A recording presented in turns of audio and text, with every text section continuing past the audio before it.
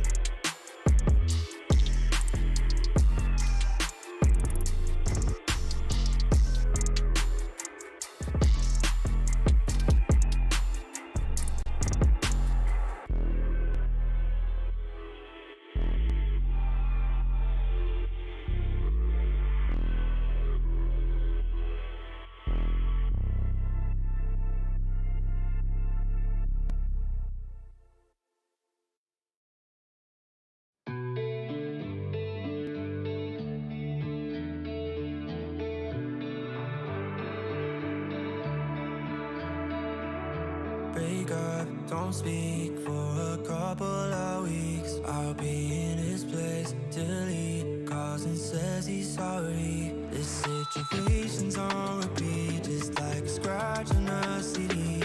It just gets deeper when you hit rewind. How many nights will you make this decision? Nights ending tears and it's blurring your vision. You know he don't love you, that you're holding on to. Scream through the phone even though he won't listen. So I'm still at your place, trying to make it okay. He's miles away, I'm left here with you. Say that you just need someone caring for you. When will you see me more than your rescue? I'm feeling kinda used, yeah, like a drug that you take when you're sick of crying all your tears away. Is that all I am? All I want is for you to be happy. You know this ain't healthy. Do I make you happy? How many nights will you make this decision? Nights ending tears and it's blurring your vision. You know he don't love you, what you holding on to. Scream through the phone even though he won't listen. So I'm still at your place, trying to make it okay.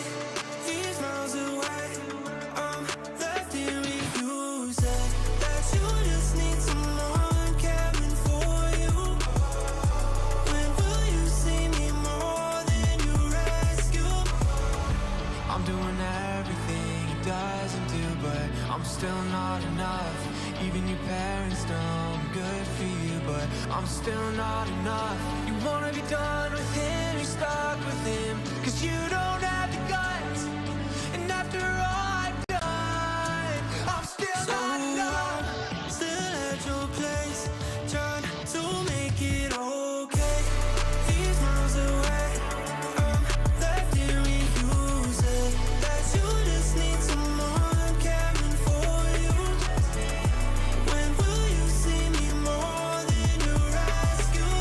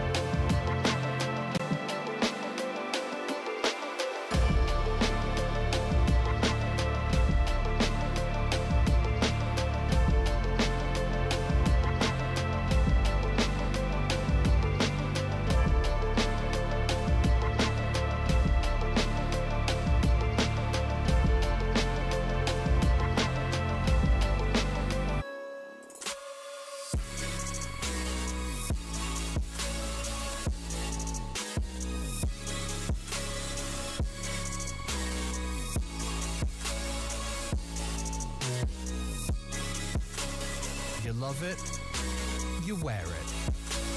What's your style? Get your merch at shop.eslgaming.com.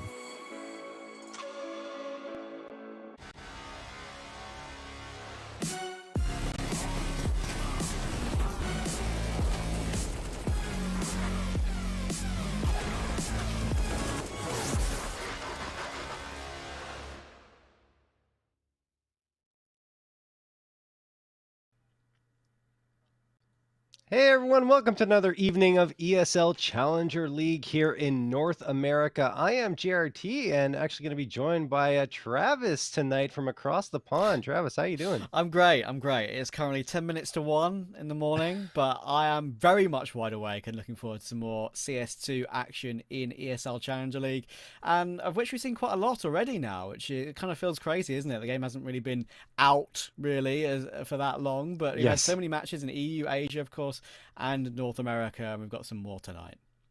Absolutely. Yeah, it's been pretty jam-packed. You're right. We've gotten to see a lot of Counter-Strike 2. And, well, I think if you're not awake now, you probably will be after watching what will be likely mayhem here in North America for Counter-Strike and ECL between two teams that I feel, well, one that can't get a stable starting five for multiple reasons in the Bad News Bears, and over and take Flyte, a new team, right? That's got a lot of rookie players. But before we jump into that too far, let's check out the schedule for today of the matches that we'll have, well, here, and I'm not sure if we have a B stream today, but either way, there is another match happening, and that's okay. We're in groups.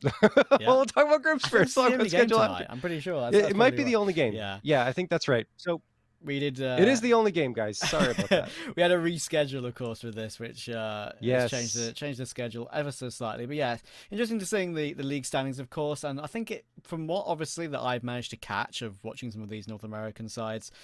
As I think actually the league table kind of tells the tale of how it should be at the moment. To have Wildcard and M80 on the top, I think they are, without doubt for me, the two best from this season. Obviously, we're expecting EG, once they play more matches, to get up there as well.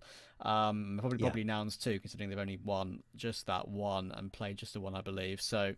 I think those are the four best teams in the league, without a doubt. I expect them to be the top two, or top four, sorry, by the time that the league ends. But yeah, we've got sort of a middle ground matchup right now, as you say. BNB have played a lot of matches so far, but without having that stable five, it's been very rough for them. Yeah, I mean, they played the most matches of any team so far in the league. They've just been continually playing Challenge League matches. Unfortunately, the results haven't necessarily been there. They've had some close series, but...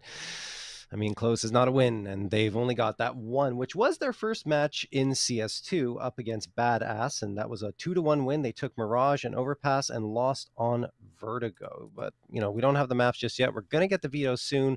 All that said, why don't we just jump straight into talking about these two rosters, Travis? Because as we mentioned, it has been a very unstable roster for the Bad News Bears. In fact, Sonic will not be playing tonight. He has been their best player by far throughout this season, but he has a personal issue that he has to attend to. So it's going to be Nyx, who, I mean, he also was pretty good this season as kind of like the player they were forced to play with in a way, because they had to maintain at least 3 of the 5 players from the roster last season.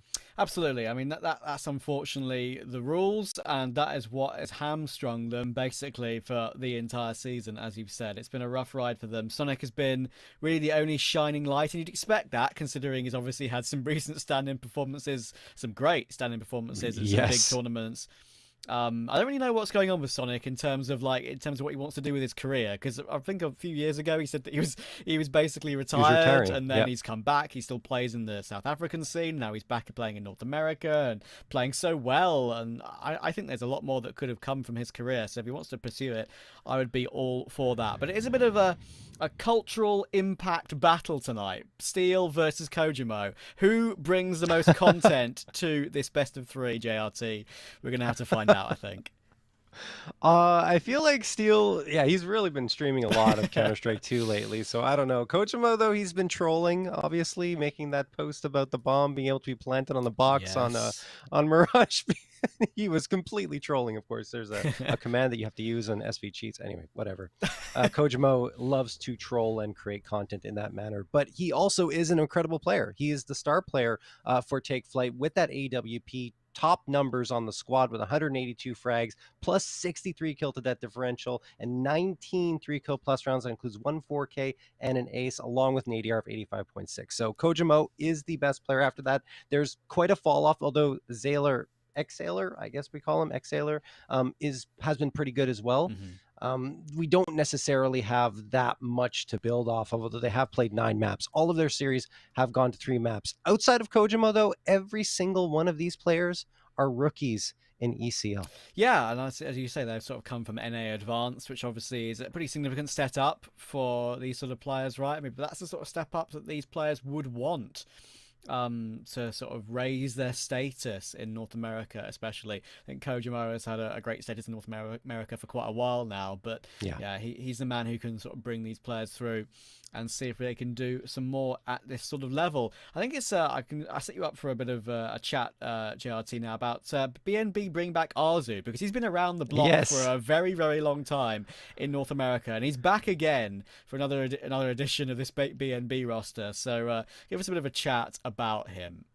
Yeah, Arzu. Oh my goodness. Okay, so Arzu has played in the past for Triumph way back when. I think he was even playing with Shake at one point. Yeah. And then he played for Third Impact, most recently for Brazen, and then he disappeared into the wild for a year. We don't know where he went. We don't know what he was doing. Maybe he was preparing for CS2. Perhaps he had information we did not and just said, you know what, I'm going to wait until this game comes out. Either way, he's back. And the thing about Arzu is he's always been a journeyman. He's always been that player filling in on rosters, trying to help out where he's needed. And at the end of the day, he never really found that permanent home. And that's, I guess, why he became a free agent for so long. But now he's back filling in, I think, as a permanent now. I don't know if this is just a substitute role. I believe this is, hey, he's joined. We had that Dust 2 article come out, and it stated that he is officially part of the Bad News Bears roster. I think it's a great pickup.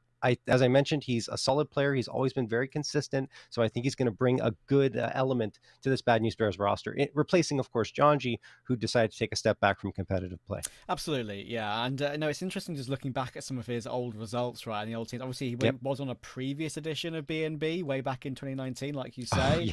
That's right, with Peter. That was a very interesting version of BNB. I mean, I'm just checking the last ever game that BNB played. That was the Peter, Crashies, Mitch, Shinobi roster. Now, even obviously not being from North America myself, I know a lot about these players, and they're legends in their own right. Some of them, looking back at his Triumph stints, some of the games he played was against the Extra Salt of Fang, OC, Marky, JT, and Sonic. That Triumph roster was the Cynic, Rizu, B-Wills, George, and Sixy. And of course, some of these players have got on to even better things these days.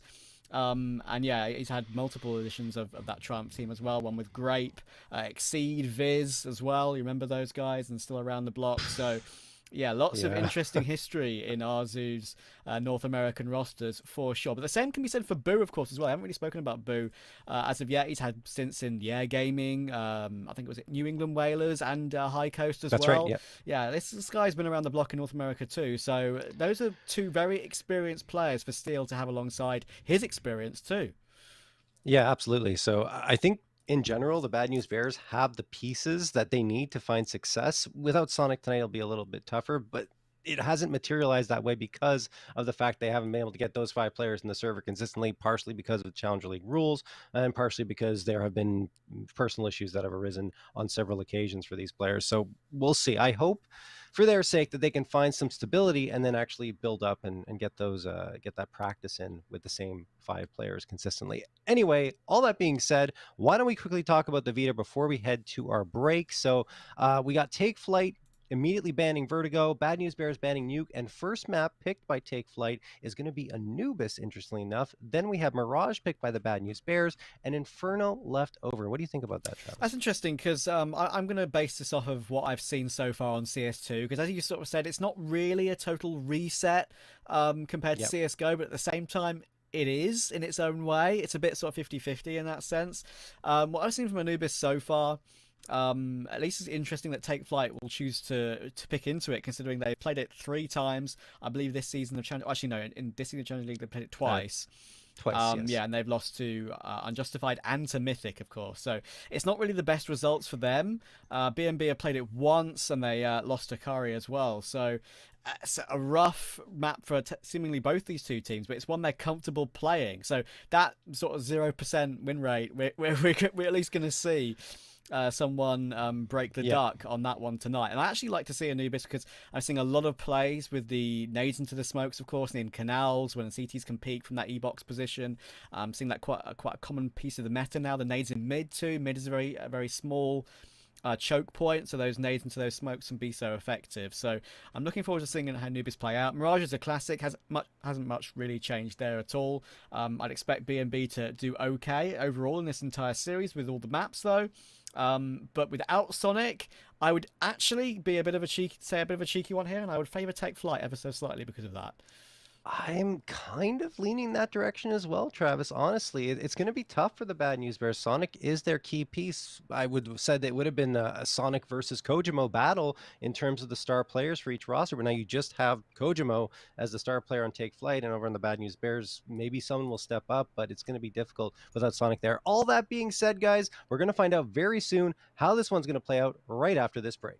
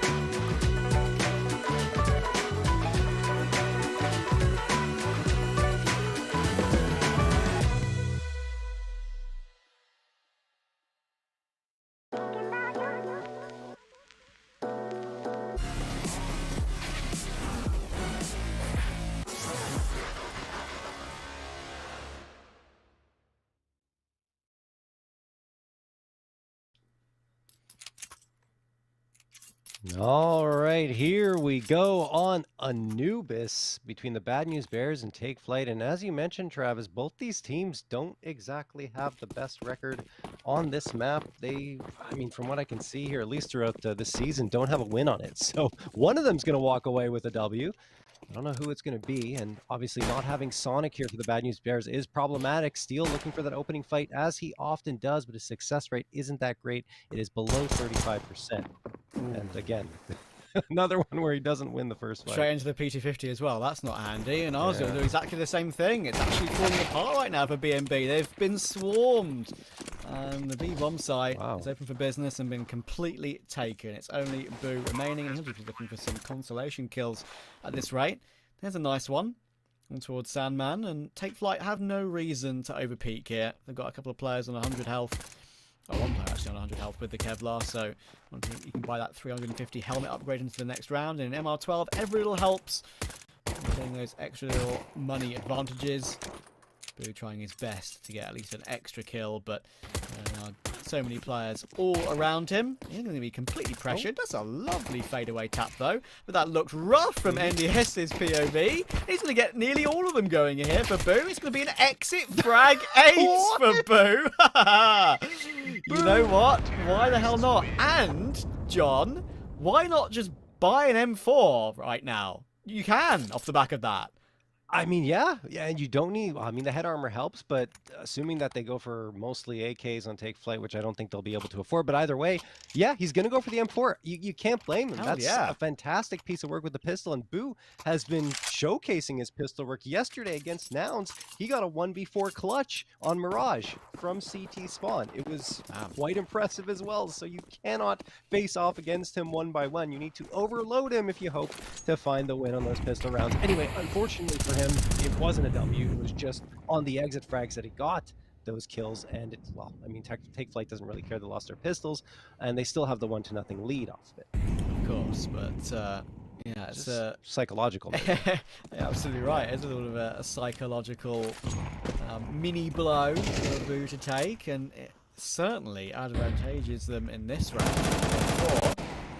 Salmon will spray that mid-smoke around the doors and do good damage, and Umar and Still are both low now off the back of that.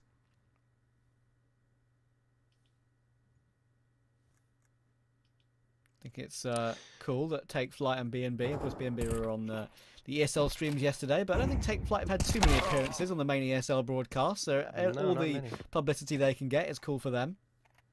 Absolutely. See if they can come out with this round. They lost the first body. Nice peek from Marzo, and he will find that frag. MDS dropped 5v3. They've got upgrades as well. This is really turning into a rough round for Take Flight.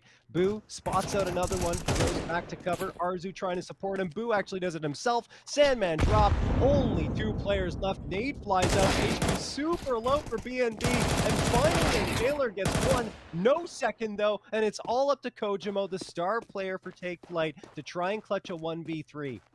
Don't do it. Pout to say, John. They're all like walking wounded pretty much. It would have been like, what, 2 bullets on every single player, maybe 3 on Steel. That was very winnable, I think, for Kojo, but in the end, just couldn't find the first, couldn't get himself into a position where he felt like he had the advantage. And with that M4, in the end, it turns out to be incredibly impactful. It gets those 2 kills. Maybe Take Flight will regret giving so many kills over to Boo in that pistol. Yeah, no kidding. I mean, Boo averaging 3.5 kills per round at this point. I mean, we're 2 rounds in, but still. Quick maths. Yeah. Steel, going to toss this nade on forward. And Take Flight did go for the force buy here. Very dangerous in Counter-Strike 2 as Kojimo gets the opener onto Steel. They're going to charge forward, as you should, because there's Speaker's advantage. Whoops. And oh no, Sandman! He got a nice kill on Umar, and then he gets a TK on MBS. And excuse me, Mix, couldn't say his name, is going to go down as well. Kojimo finds him 3v2. Oopsie doodles. It can happen. Boo. Needs to respond with that one. So back into a 2 vs 2. Kojo, Galil, Sandman with the recovered FAMAS. But Arzu, to be fair to him, has put himself in a really good position here. I think Take Flight will expect that he's pushed outside of the site, and that's when he'll reaggress, but Kojo's keeping an eye on it. Fair play. And now Boo on this rotation with this legendary M4 at this point has to try and win a 1 versus 2. He does get that first, and Sandman doesn't have a helmet either. He only had that Kevlar, so that M4 will be a one-hit headshot if he gets a chance at it. Will he have any idea? Sandman is pushed all the way back in towards CT spawn. Again, interesting positioning. Boo's checking everything at the moment, but does he check far back? Even if he does, Sandman is not peeking it at the moment, but he's got the right idea, Boo. But the time is gone, surely. Yes, it has. Even though he gets the kill, and as you rightly say, there is a kit outside the site. Unfortunately, did not have it first, which means he has to run away and save, despite 3 more kills for Boo. Jeez, that's 8 kills for Boo in losing rounds. True. Because he doesn't have time to get the bomb diffusal, right? True. Oh, goodness me. Well done for Boo. I mean, at least making sure the economy took a hit on the Take Flight side. As you can see from their buy-up here, and the Bad News Bears, well, they're not looking too pretty in that regard either. They're going to have to settle for a couple of FAMASas, a Deagle, and then there's another A1S in the mix. But Boo is leading the charge on both sides thanks to his ace and his 3K in that previous round. We head into round 4. This one feels like it could go either way, honestly, Travis. That's what that's what I'm here for. I'm looking for some wild and wacky Counter-Strike, and I think so many teams right now. You're gonna get it. You already did. Yeah, we already have. I think in CS2, even at relatively high levels of Tier 2 EU, it can still be a bit wild and wacky at the moment. How things are playing out. Steal on the site. Needs help from Umar. Gets it. Steal peeks on the decent timing. At least go 1 for 1 himself. But Sandman, that's a great headshot. And that secures the site in a 3 versus 2. Boo does have that defuse kit picked up from that previous round, of course, when he went off to save. So it might give him a glimmer of hope with Arzu picking up that M4 himself now. 2 guns in play. And there's Arzu, another headshot. 2v2. Arzu trying to go in with Boo. Boo's been so very good. He's going to come out and go down to Gage. He gives in for Arzu, though. Is it enough? Gage swinging around. SMG. Not good enough. Deagle prevails here for Arzu. 3K for him. And the Bad News Bears are on the board for a second. So back and forth we go. Neither team can get the momentum that they're looking for, as Take Flight have lost every single player in 3 of the 4 rounds played so far. Very true. In fact, is it every round almost? No, there was one round they didn't lose a player, I think, right? Am I crazy? I think they all have 4 deaths. So no, yes, they all died in every single round. Wow, I should have just looked at the deaths. I mean, I was confused as well because that actually rarely happens, especially when you've won 2 rounds, right? That's usually not the case. But yeah, there's a great chance for B&B to pull away a little bit here. There isn't really a huge threat this time. Only Gage, Mac 10 will be running players down, and the utility from Nick's is really good. Look at those nades, goodness me. Nick's managed to get at least 1, and he manages to fall back and get a second as well. Good stuff. Mac 10 does at least get his 1, but okay, Steal. That was a little bit bold from you, my friend. Ambitious, bold. Yeah, that and a little overexcited. Saying ambitious, bold, and overexcited is our caster polite way of saying that was a terrible idea. Yes. Oh, that was a terrible idea too. Oh no. What is happening? Okay, we got more chaos. It's every Bad News Bears match. Seem to get some very crazy plays, and well, this one's no exception.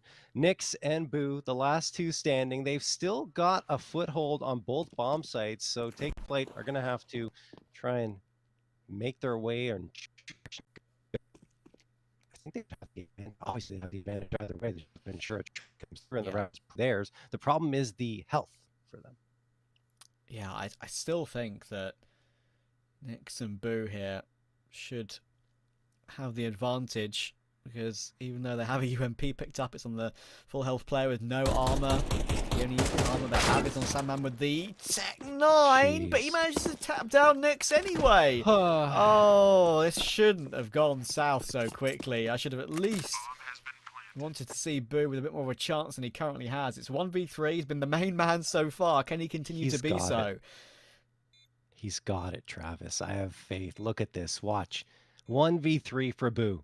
He's already pulled up the heroics here twice, unfortunately in losing efforts. Maybe he'll be able to pull this one off and win it. No, he won't. Okay, my faith is misplaced this round. MDS gets the last frag. 2 for him, 2 for Sandman, and Take Flyte. Well, the pattern continues as they take a 3rd round, and neither team has won 2 in a row yet. And they finally have 3 players left standing at the end of it. Yeah, exactly. I mean, something that is obviously a big talking point with CS2 and ML12 is the economy situation. Yes. As to whether it should be changed with less rounds. And obviously the common strategy in CSGO for a long time since the economy was changed, since the economy was as it was in CSGO, was that if the rounds go back and forth like this at the beginning of a map, you force buy until you lose 2 in a row. You continue those force buy wars back and forth until it's you're basically double eco, as I said. Losing 2 in a row puts you down to that pistol, and you have to eco 1 and then buy up again. Finally, you have to admit defeat on that, but this has been a situation in CS2 where maybe teams don't necessarily go for that straight away now. And if you've got 2k per player, don't reforce in early game. Save that once for Galils or AKs in the next round, but Take Flyte didn't need to. They win it anyway. They have it's wild. 2 M4s picked back up as well, and of course, considering they won on that low investment, just that half buy with the pistols, look at the money they've got as a sort of a bonus now. If they lose this round, they've still got a full buy after with 4k on Sandman and MDS. Yeah, you don't need to buy with that Peeker's advantage on T side. You just need to go out and take fights. Even though it wasn't the Peeker's advantage that came into play, it was 2 players that decided to jump into the view of Take Flyte, Umar coming from connector and Steel jumping down from bridge. So, I mean, it was very strange decision making for the Bad News Bears, and they paid the price. Now Take Flyte are looking for a 2nd in a row, but as you mentioned, the Bad News Bears are going to force up, and the force by wars technically continue, even though Take Flyte decided to go for the eco and won that round, that previous one. Umar looking around here. Ooh, gets an opportunity at the shot, misses it. Blue goes down, and he will as well. Here we go. That's a lot of space opened up towards this A site. Steel going to be surrounded, and he is dropped to the ground. R2 managed to get 1, and then a 2nd from Nix. Hold the phone here. A chance for the Bad News Bears to strike back into this round. Good timing. Good timing on that swing. I was worried for a second that his barrel might be able to be sticking out there, which could have been a problem. But finally, a round goes the way we think it should. As Take Flyte will double up and have double the lead at the moment at 4-2 as well. Nice stuff from them. And that was a little bit more calculated in toward mid. As a pack, trying to stick together, knowing that Bad News Bears are likely to have those scouts and pistols. Made sure not to go 1 by 1. And that is the way to do it. And with the economic advantage they now have from winning on that low buy and building up to as it is, it should be 5-2. And we know that Anubis is T-sided, so I wouldn't be surprised if they can build this up to maybe even an 8-round half. Yeah, I would even say Anubis has become even more T-sided, right, than it was in CSGO, thanks to the mechanics change here in CS2. So I don't know if the Peeker's advantage is going to stay forever, if that's going to be fixed. I would imagine that Valve wants that to be fixed, because right now holding an angle is a nightmare, and sometimes you just don't even have a chance to react to a player, especially as an opper. Right now, it's tough for oppers. Yeah, I mean, I think that's not necessarily a bad thing, though, because obviously the classic rule, the eco frags come in here. Nice, 3 for Sandman. I think obviously the people who look at AWPers and see them being some of the best players in the world, if you want to put in a little bit of a troll comment, you say, oh, you're an AWP abuser, scoped weapon abuser, come on, they're the easy kills you should be getting. But in CS2, I really think that AWP kills in certain scenarios, even ones that look relatively simple, should be praised. And funnily enough, the way the AWP works actually in CS2, from what I've noticed, of course, with that Peeker's advantage, is that if you've got a really quick AWP on the other side, even if you've got, you know, speedy reactions, you can usually get 1 bullet at least off as a T-Peeker, which kind of evens up the AWP bit. With face though, as Umar is going to try and take the advantage in this round. He's got 2. Gabe pulls 1 back, and I think Umar's trying to fight his way out. He can't. In the meantime, Sailor also gets Arzu. Take Flyte, although they were disadvantaged at the beginning, managed to at least make it a man advantage shortly until Gabe does go down. Problem is, 1 player's alone on this BA site, excuse me. That is Steel. Exhaler looking for that body. He wants to find the player, and now Steel's got reinforcements. They've got, I think, the information that the players are coming here. Now they definitely do, with one player thunderfooting over. That's Kojimo. He's going to toss the smoke right next to Cake. Steel waiting, peeks around, perfect peek, and then the last frag comes through from Nix, who's got his 7th. There's a 3rd for the Bad News Bears. That was nice. That was really nice. And I think you're absolutely right. I think Steel did get a little bit of intel then. If he saw an arm peek out from the side of the pillar near the waterfall. And yeah, then just made sure not to peek until his teammate was in play with him. Of course, as you so rightly say, they heard Kojimo stomping over as well. I actually really love Post-Anubis on CS2 because, as you say, with that peekers advantage, there's still some nice, grimy, cheeky angles I can play on Post-Anubis, which makes me feel like I can hold angles properly. So, actually, weirdly, one of my favourite sites to play. On CS2. Kojo is looking for a frag with the AWP. He's had to praise an AWPer. There we go. There we go. He peeks into Nix and takes him down beautifully. So that is the first big AWP kill of the game, without a doubt. Goes Kojo's way. And yeah, I mean, Kojimo was their top fragger in the previous series up against one of the gamers. He played on CS2, and he had 58 frags, 27 and 7 on Mirage, and I can assure you, a lot of those were with the ops. So can Opera still succeed? Yes. Is it more difficult? Absolutely.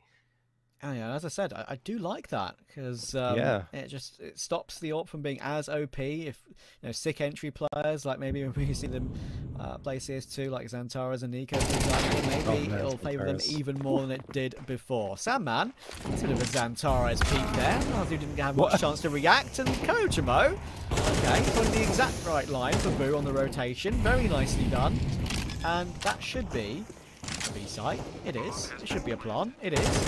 It should be a B&B save. And that might not be the case. Oh boy. Oh, this is really bad for Umar because I think Take Flight are going to chase aggressively. They can because they've got the money. And yeah, they are going to full send it into A. Umar peeks around the corner. Even that advantage is not enough as the headshot only deals, well, about 80 damage, 83 damage. That's going to do it. That's the round, and nothing saved over. Take Flight double up on the Bad News Bears scoreline at 6-3. Yeah, and they've got more than enough money for the end of the half as well. I said that it could be a possibility of 8. I can still get 9 if I'm not mistaken. Obviously, still making sure I get my halftime scores accurate these days. Got to make sure they're spot on. I think that is right. So, yeah, they're looking very good. Pistols to face again. And a few flashes on Umar to maybe send his teammates in. Yeah, the nade is good. I think that's the classic one. That's the jump throw, which can do a lot of damage on sort of defaulting T players. 3 pistols about to come. Take Flight away. That's unfortunate timing. Taylor's very, very blind, and it makes it very, very awkward. Thankfully, somehow, Kojo actually gets both of those kills, and none of the riflers do. The flash was spot on, and that gives Boo an AK. Now that's a fantastic flash thrown by Umar, who actually leads the team with 1.14 flashes thrown per round and a 0.10 flash assist per round. That's actually ridiculously good on that front. So you can see why that was perfect. If he doesn't throw that flash, then they're dead to rights. Instead, you have a very good situation, a 3v3, bomb still not planted, and 2 AKs picked up off the ground. Yeah, grabbing that second is big. Gives them a good shot in this round, even without that armor. If they were playing my grimy angle on Anubis right now, I reckon it would give Umar a freebie, but he's just playing behind the site. So, to wait for the information. That's a really good timing on the Molotov. He's actually going to separate Take Flight here. He spots Gabe, and that's a gorgeous pre-fire. Those are the sort of CS2 picks we expect to see. And look at Kojo. He's going to have no idea that Nix is pushed all the way up. And that is even more of a freebie for the Deagle. Sandman 1v3, 16 seconds. There is no time to retrieve this bomb and plant it. He's just looking for some kills. Finally gets the information, but staying alive is his priority. But to be fair, even if he does die after time hit, it wouldn't be the end of the world. He's standing 7,650 in the bank. And even though he does try and save on the opposite side of the map, the Deagle will catch him in the back once again. So he does get his loss bonus, but it means Nout in the end. Take Flight 6-4, B&B. Big round to win. I guess it's kind of fair now, John, with both these teams having won a pretty low buy each. Yeah, I mean that was just well done for the Bad News Bears, and thank Umar's flashbang for the fact that they even were able to pinch out there and go in towards water and get those 2 frags. And after that, just I think a bit of a misplay from Kojimo. You have to expect that someone's going to Yeah. be in water after that initial fight happened. That's very strange not to be clearing your angles more meticulously. Either way, Nix was pretty solid there. A couple of nice Deagle frags. He's 9-7 in second place on the team, and that's one point I wanted to make. Even though, yes, they had to play with Nix and Summy. As ours is going to go down. Trade comes through. Maybe I'll get back to that point afterwards. Kojimo does get tagged a little bit. Back and forth we go. Take Flyte have the advantage. Not sure how long that's going to last. Nick's going to push this one. Gets the headshot to Kojimo. Does one of the second players there? No. Sandman finds the headshot. 3v2. Man advantage retained. But again, for how long? I really like that play. Nix there looks a bit dumb pushing through a smoke, but in a disadvantageous situation, it's things you kind of have to do in that scenario. But unfortunately now it's only Umar. Do they even know he's here though? It's gonna be interesting to see if they do. And yeah, I think maybe that. Oh no, he's looking toward connector. So maybe he doesn't know. But unfortunately, I say unfortunately, out of ammunition on that one. He needs more bullets on that one. But in the end, Umar will catch him off guard with that. So he's in a 1v2. Would be 1v3 total with this AWP. But unfortunately, they can hear where he's coming from, and they've got plenty of utility for that. He wants to charge with the molly, and actually he kills Sandman. Funnily enough, that's pretty wild. But yeah, the Molotov takes the frag posthumously in the end. So take Flyte 7-4. Do they get that 8 that I predicted? They have a pretty easy buy to come through with everything they could possibly want to make that a reality. We'll have to see. Great effort from Umar. I mean, he had a clutch last night as well. I think it was a 1v3 with the AWP and the Tech 9 combined on the T side. That was on Ancient. But here on Anubis, he just falls short. I mean, obviously he realized that he'd be able to buy the AWP anyway in this next round. Try for something. Kojimo sees the player peak, but cannot take them down. So that's information gained, at least for Take Flight. Moment to push in, that's a good idea, because Steel again tries to face off with him, and then he swings around the connector and takes Nix down. Game. Oh, wow. Look at top by the Eagle, and Sandman finds a trade. So we have a 2-man advantage again for Take Flight. Oh, Umar's trying to hold a long-range angle as well with the AWP, trying to aim sort of around the thigh height there, but not really much he could do about that. It is the 8 for Take Flight at half-time. We'll be back in a few minutes to see if they can build on that.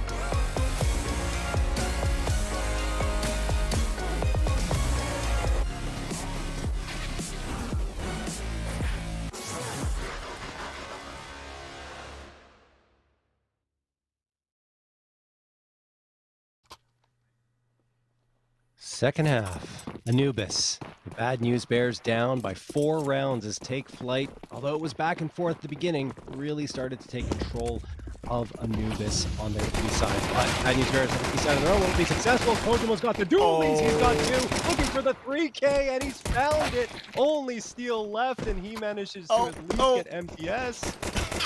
But he's close, and Sandman will find that last one. Wow, Take Flight super aggressive on that flank, and they get an immediate round victory to kick off the second half. Oh my goodness, Kojo, the cultural impact, the TikTok clips. He was going for the knife on steel so he could title his next TikTok knifing former iBuy Power player. Unfortunately, couldn't get it done. Couldn't get it done. Had to pick up the other pistol instead, and obviously the kill got stolen away from him, but doesn't matter. He was still the hero on the pistol round. 9-4 Take Flight, and they are very much in control at the moment. Actually, B&B going for a proper kind of eco on this one too. So it should be 10-4 and double digits very quickly. Okay, hang on a second. Poor old Sandman. Oh, he's in the sand now after that. Okay, Arzu, just a perfect shot with the deagle on that angle. I mean, yes, it's a commonplace to hold. Wow! That deagle is scary in Counter-Strike 2. And you're seeing, well, at least one instance where you don't have to see the other player. You have to get that frag. Exhaler's waiting a little dangerously close to the smoke. He'll pop him, and he does. Oh boy. 4v3, and Kojima's going to have to hold the fort over at the A site. He does get one. Arzu with that deagle again. Not a second for him, and Kojima's got the 3K once more. Second round in a row that he's found it. Umar, last man standing, position known, and he's dead. Gabe finds him, and that's a 10-4 lead. Kojo is farming. That is 6 kills in 2 rounds to start off the second half for him. 16-9. There's been quite a lot of discussion about what the number should be, what's the most impressive number in an MR12 match is now. I think that if you get 25, it'll be it's pretty impressive. That's for sure. There's been talks of calling it a quarter bomb, but that is just no, that's not for me. Still call it a 30 bomb. If they get 30, they deserve the bomb. I agree for sure. But yeah, I think Kojo's playing superbly at the moment. And, in that round where they were expected to win, he was under pressure to deal with that situation, considering being swarmed upon ever so slightly. Yeah, this has been a very good performance from Take Flight. As we mentioned, all 3 of their VO3s have gone to 3 maps, and they actually lost their first map in every single series. It was on Mirage. Excuse me, they did not lose their first map in every single series. They won on Mirage against Fluffy Aimers, and then well, it doesn't matter. Look, either way, they haven't been able to pull off more than 1 win in their first 3 matches, and they're hoping to even out their record at 2-2, and this is a fantastic start on Anubis for them. Absolutely. And as you so rightly say, it's one that I haven't found success on yet this season. The team have, of course, but Take Flight have played it twice more than B&B. Oh, Kojo's holding that angle with the oars, but Arzu rips his head off. MP9 comes through, does so much damage, still gets 1 kill. That's pretty decent. He'll be quite happy with that, I think, at the end, because he'll be able to call to his teammates that there is one more B&B player that is incredibly low. Kit's in play, but only 1 flash. It's going to have to be good, and it'll be thrown right now. Oh, not much health left for Arzu. He goes down. Oh, the HP is even lower now. Only 18 combined for Nyx and Umar. MDS coming around, trying to kill on the last standing player, and there it is. Take Flight, get the retake. 11th round picked up, and now they're only 2 away from securing this one. That is heart-wrenching for the Bad News Bears. Yeah, that's unfortunate. Just so much damage done. In the end, the MP9 damage was pretty significant, making it impossible for B&B to hold anything to do with that. And yeah, before they decided to make their play in that round, I was going to say that Anubis, obviously, it's Take Flight's pick, one that they play more and are more comfortable on, even though they haven't found a win on it yet. So I expected this map to be the one where they'd get off the mark in that respect, especially with B&B being Sonicless this evening. So it looks like they're only now, of course, a couple of away from making that a reality. Mirage will be next up, and that'll be B&B's pick, which I still think could be a good chance for Take Flight to do well on. We shall see. B&B have their bye, but John, there's 1 minute 35 to go, and they have 0 util. That is extremely problematic because you don't have any util to take either of the sites. You have to drive peek. I mean, it is counter. But still, it's not an easy task for them. Kojimo can't hit his shots. He goes down. Sandman's position's known as he takes down Steel, so Nick's going to try and come in on the flank. Obviously, Sandman's going to expect someone to poke and prod, but there's the bomb planted. Boo connects onto Sailor. MDS is going to be watched here by Arzu, and he goes down as well. Sandman and Gabe, the last two standing, and they will likely just go for the save, and that's exactly what the call is. Now, I remember my point from before. I got a little crossed up there, Travis, but they have played Anubis in 2 of their 3 series so far in Challenger League, and both times Anubis was the first map, both times they lost it. They did win in one instance, that was against Mythic in a reverse sweep, but lost against Unjustified because of that slow start. So hopefully for their sake, I think a win or lose would be fantastic. It's okay, John. Even if you were wrong to begin with, I would take everything you said about North American Counter-Strike as gospel. Don't you worry. I trust you with my life on this one. I greatly appreciate that, Travis. Take Flyte will manage to save at least the org, which is something to take through to the next round, which means they will obviously force bite around that. And Kojo has gone for the auto shotty, the XM, and honestly, shotguns have had a revival on CS2. I like the XM on CSGO. Yes. It was still very good, but on CS2, the Nova and especially the XM feel very, very good. So keep your eye on Kojo on this round. If he's on the right angle, even if he's vaguely mid-range, that XM can do some damage. And he's playing the right position, close mid here. Oh my goodness, he could do so much. You're absolutely right. Kojimo flashed out. Is he recovering time? No. Good flash pick on by Umar again. And then I think it's going to be Nyx to find Sandman after Sandman gets one. But it looks like things are trending in Bad News Bears' favor. I don't know now. Gabe does manage to win that fight up against Boo. Health is exceptionally low for the Take Flight side. And the opposite is the case for the Bad News Bears, who only have one player to deal with at this B site. But will they expect it towards A main? Not really. There's the frag found. Umar is going to go down. Yeah, that's a really big frag to find for MDS, but Gabe's making a lot of noise on this rotation. He should get blindsided here, you would think. But with the way the player is low directly next to him, he's going to have to hit a quick trade, and actually Gabe will get that quick trade. So now it's all down to Nyx. He's kind of in the open right now as well, but he's just behind the wall, around that heaven area, around that broken wall position. He's dancing around this smoke right now. Gabe is looking for it though, and that's great awareness from Gabe. Defuse will come through. Another plant on the A site for Bad News Bears that they can't convert. Wow, that's just it's a really phenomenal retake there by Take Flight. They got the trade initially, right, when they were 3v2, and then MDS and Gabe worked well together, watching separate angles and eventually spotting out that last player who was trying to sneak through the smoke. And it's a 12th round for Take Flight. They have blanked the Bad News Bears for the most part here in the second half, aside from one round that they were able to pull off. Oh my goodness, Take Flight already looking for their 13th round, and that will send us over to map number 2, which I believe, Mirage, if I'm not mistaken, is Mirage, yes. That is BNB's pick, so Take Flight, push that one away from converting Anubis comfortably. They should be proud of themselves for that one, to break their Anubis duck, as it were. There were no ducks on Anubis, only chickens, so there should be ducks in the game, considering there's lots of water everywhere. It's a perfect place for ducks. That would be nice. Yeah, we should have some ducks in a pond somewhere. But it looks like, even though BNB have significant mid control in this round, Take Flight are happy to let them have it. As you can see, the AWP of Umar is scouting all the way into the A site. Kojo, little does he know there are 2 players behind the smoke, waiting for that fade. That incendiary is going to be absolutely spot on. That forces Boo away and forces Arzu close to that connector smoke. So with a minute to go, BNB have full control to even push in toward this near spawn area. But Kojo's fallen so far back, it doesn't even matter. They can't trade him. 2 quick fire headshots for Kojo on the AK. And our MDS is in position 2. He's going to catch Steel in the back. It's all falling apart for BNB. I'm sure they're focused on Mirage now.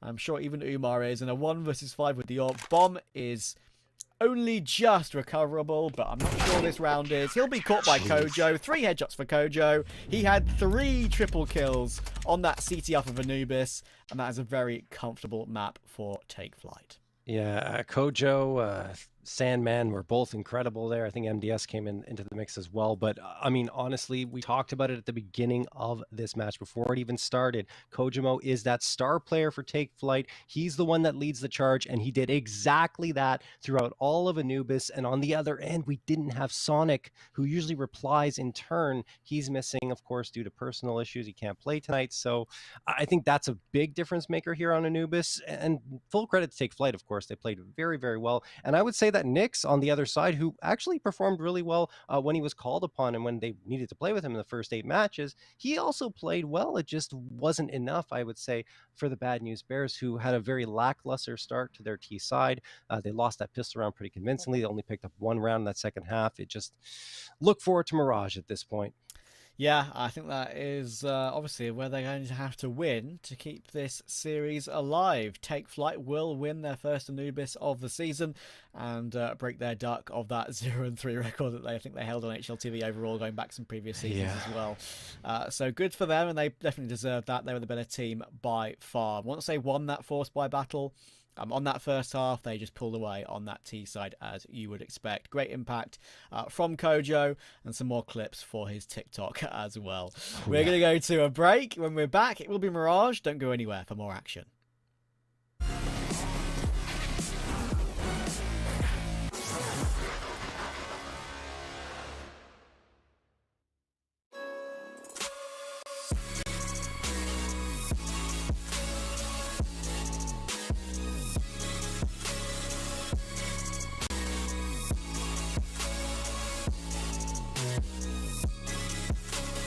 You love it, you wear it. What's your style? Get your merch at shop.eslgaming.com.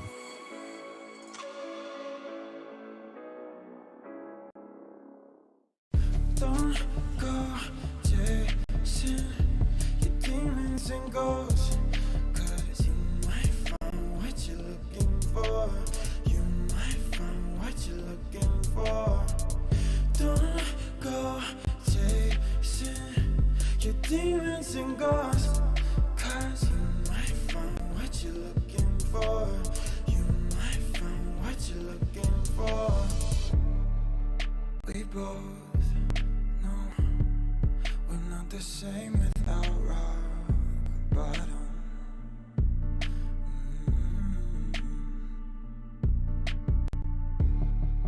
Let it go, but we come back to craving problems.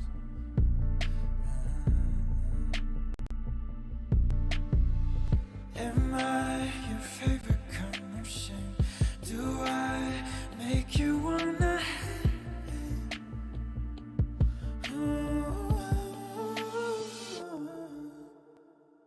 Don't go chasing your demons and ghosts, 'cause you might find what you're looking for. You might find what you're looking for.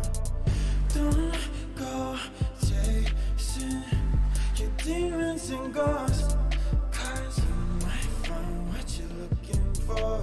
You might find what you're looking for.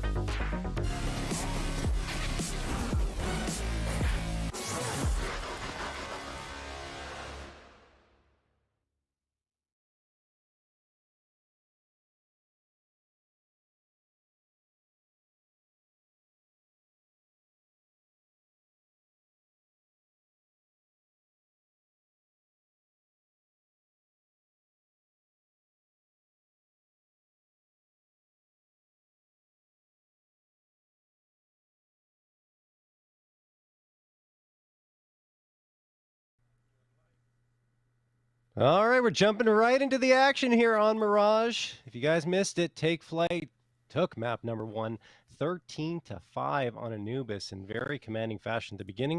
Back and forth, but then they took control. After the Force by Wars ended, now we're here on Mirage where they won 13-4 previously up against Fluffy Aimers. They already got a couple of frags. Arzu and Umar then Steel Strike right on back, and now they have the advantage and control of this A site. Yeah, that was a great hold from Sadman, considering the fact that he got basically, I think, gooshed on the first bullet that he took. Managed to get a couple of kills from it either way, and that is, I believe, a headshot through triple there. Yeah. From Zayla, so that means it's still down to 19, and then Kojo's already in spawn. So even though BNB got this plant and got that 3v2, it switched back around very quickly, and Kojo's got the smoke kit. He should just hold this right now and then wait for his teammate to cover him. Umar's gonna have to come out, knife's coming out, right click in the smoke. Oh, it was so close. It was so close. And in the end, Take Flight, get it done.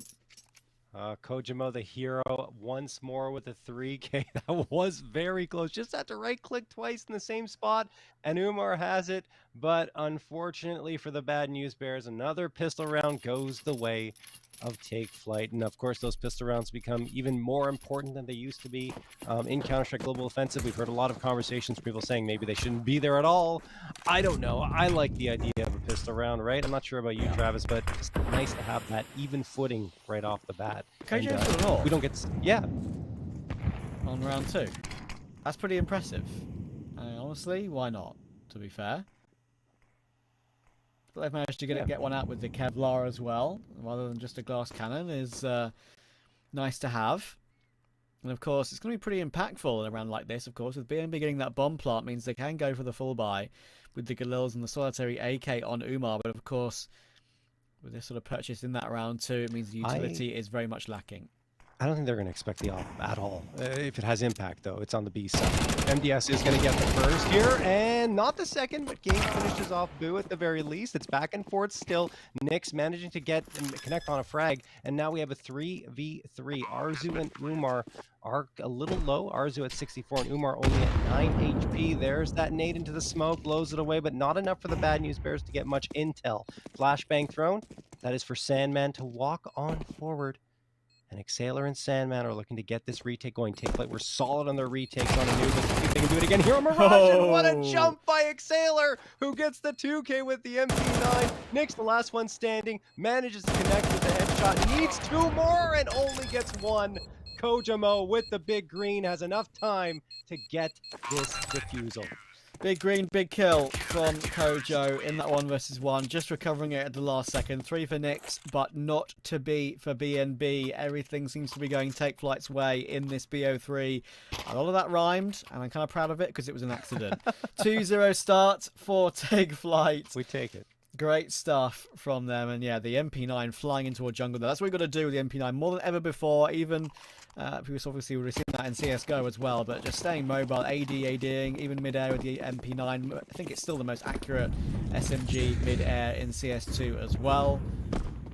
And yeah, that is good stuff from MP9, but to fight back very quickly. Our BNB is going aggressive with the aim duels pretty quickly. They'll get the opening pick, but again, it's answered back very quickly. MDS under pressure, spots the jump of Umar, hits Umar on the cross. 4v3, damage done, but BNB at least have a little semblance of control. I mean, I've seen more hits in the first 30 seconds of the round in Counter-Strike 2 than probably in any match in CSGO. It's crazy. Of course, because you have that teacher's advantage, I feel like a broken record, but it's true. You know, you can go very quick on those T sides, go right on through mid on Mirage in particular, and just take the fights immediately. Still a chance for Take Flight to get this retake. Oh, MDS is spotted out, but he still manages to get Arzu, even though he did not shoot first. Umar spots out Exhaler over in the murder hole, and that will be done and dusted. 2v2, trying to get the defusal. Or Take Flight. Oh, nice shots! Oh my goodness! That's it! Kojimo again! Yeah, and he had the kit as well, so that's actually a really cool recovery again from Take Flight, right? BNB have had, I mean, on Anubis too, have had so many afterplants, especially on the A site on Anubis, they weren't able to keep control of, and it's the same on the A site of Mirage. That smoke onto the front of the bomb there, Kojo tapped it, I believe, before he managed to get that kill, and then MDS with the M4, pre-fired connected beautifully, as BNB were throwing that nade onto the smoke to reveal Kojo's position inside of it. unfortunately, they were dead before they could do anything about him. And that seems to be the way that BNB are living so far in this entire game. They are dead before they could do anything about it. It's wild. They continue to get bomb plants at the very least, but they can't hold on to the sites, whether it be Anubis and now Mirage in these early moments. I don't know what's happening there, but not picking the right spots and perhaps being a little too aggressive on the post plant. Anyway, MDS is gonna throw that nade into the smoke, giving him full visibility momentarily, and now he's gonna spam through it. Connects onto Umar for a little bit of damage, but this is a retake already. Take Flyte. Choosing to back off, flashbang thrown, spam through the smoke, getting more damage, but the first frag goes the way of the Bad News Bears, and the second as well. Yeah, and there's been so many close rounds to take Flyte that I think in the 3v5 it makes a lot of sense to fall away, and they will do exactly that. You could say there's an argument for trying to do as much damage to the T economy as possible, considering they've only just managed to glean their first round, and of course none of them have built up any money. But I think it's important to prioritise yourselves first. Not just in game, but in life as well. Take Flyte will go and lose their first round of this one. But keeping the AWP and the AK and the M4 means they're still in a good position to be able to fully buy it. Of course, Kojo with that 2.2k in the bank means that he can drop a gun for either Exhaler or Gabe. And that means they'll still have plenty to work with in this following. It was a shame for Take Flyte. I think it might have been Exhaler towards CT fighting towards the players around the triple box. I think he knew where one was around that triple box, but he didn't know there was a second. So once he'd used up his bullets on trying to spray the smoke on the first player, the second player then emerging at the wrong time meant he couldn't transfer in time, and he did a bit of chip damage. So BNB fight their way through nicely, and very important to win their gun round, of course, with 5 up. Of course, that helps the economy, right? All 5 players up 2.5k in the bank. Gave those spams to the smoke, takes down Umar. He saw the battle player. Definitely has the info. Can't get the fight. He does so much damage. Speaking of damage, look at that health. The bad users barely have any left, but they still managed to take down MDS. It's going to be a very hard take if they don't get perfect frags every single turn. They've gotten that so far. Steel finding the latest one. Kojimo and Exhaler, last 2 standing. Very winnable for them, but they have to use their utility wisely and hit their shots. This one is actually doable, but whether they know that the 2 players are so low is another matter. Okay, 1 back, that's a bit of a freebie, but I think even with the smokes and the kit on Kojo was miles away anyway, so they were committing to that either which way in that situation. Steel, Boo, and Nyx with 1 kill apiece in this round. All 3 of those players staying up and getting BNB second on the board. A competitive start to this map, just like it was on the previous. Kojo, oh, Steel's got his Boo actually. He's got his knife out, but no frag in that situation, and the AWP will be kept once again. Kojo yet to die on Mirage. Yeah. Kojimo refusing to go down to the dirt and continues to carry that op on forward. The Bad News Bears on their side have been very consistent in terms of taking control of bomb sites and getting the plants. The only reason they're not up by more right now is because they couldn't hold on to the bomb site twice. Those 3-round victories up against Take Flyte, even though they had the advantage in, I think, at least one. Anyway, Game's gonna get thrown into the smoke. Blowing it away, and Steel takes a decent chunk of damage. Umar, the opening frag again, and here come the Bad News Bears. Man advantage gained, and the A site under their control once more. The problem? The bomb is very, very far away, so they have to hold the site for a little longer than they'd like. There's Nyx finding one after his teammate goes down and needs a second, and there it is. Kojo, last one standing. Can he clutch it? He's got a chance now. 1v2. Oh, so aggressive from Kojo. He'll take down the stairs player as well. Unfortunately, I think he's out of bullets on the AWP, so he decides to fall back and reload. Fair play. And plays the long game in the 1v1. Kojo, 9-0. Going for the full rotation round to jungle. Boo, I don't think, knows this, but as the time ticks away, he's going to guess it at some point. Kojo now working his way through. Of course, has that kit, so he can take his time, but Boo is doing the right thing here. He's clearing out CT, and he knows that jungle is now the only option. So he can play safe from CT. If Kojo holds the bomb here, Boo should still have more than enough time to get into position to take it down, and that he does exactly that. Great try, Kojo. Now, it's interesting how that round played out, of course, considering that the bomb took so long to rotate through T-spawn back onto the A site once they got control. That gave Kojo the time to try and make a play like that. And if Nyx hadn't got that extra kill and connector as well toward the player around underneath window, I think that round could have easily gotten out of hand pretty quickly, considering how close Kojo made it. Yeah, Nyx, that second frag, as I mentioned, was super important for the Bad News Bears, that he found it in that moment, and Kojimo finally gets fragged. Surprised he pulled out his knife in that instant. I thought he would actually with the off-out and grabbed him, could have found the frag and won the round, but instead goes down and is now settling for the other scoped gun. That is the AUG, not oft used anymore, but still a very potent weapon. Yeah, I definitely still use more than the Krieg these days, especially with high fire rate weapons feeling pretty nice on CS2. The Krieg being the lowest fire rate doesn't feel very nice anymore. But if you want that extra accuracy, it is still the most accurate gun in the game, I believe. Of course, with that scope and even while unscoped. And I've seen a few players try and pick it up, but overall the AK feels so good in CS2. There is no need to go to the Krieg, but Org on CT side, I do understand. Still very much workable. And Kojo's got that tasty one with the floppy stickers on it. I still don't like that nerf to the Krieg. I really do wish that they would fix or at least buff the fire rate back up a little bit. It's pretty much unusable under most circumstances. Anyway, Sandman is going to get the opening frag here. Arzu goes down. 39 seconds, a very slow one. The slowest we've seen so far, I think, in the series. Luke managed to get the trade. Kojimo holding the fort down, but can't do it for long. Nyx, again, a key frag found, and the bomb site's going to be taken by the Bad News Bears. 25 seconds left. There are 2 nades, though, for the Bad News Bears to toss to try and get some control even further into CT. Oh, that smoke's fading connector. That was awkward, and Sandman will get caught out. 2v3, trying to spam down Umar on the plant, but he do a tiny bit of chip damage to that triple box, and Umar continues to hold the angle nicely. Lovely pre-fire by Boo. Here come Bad News Bears.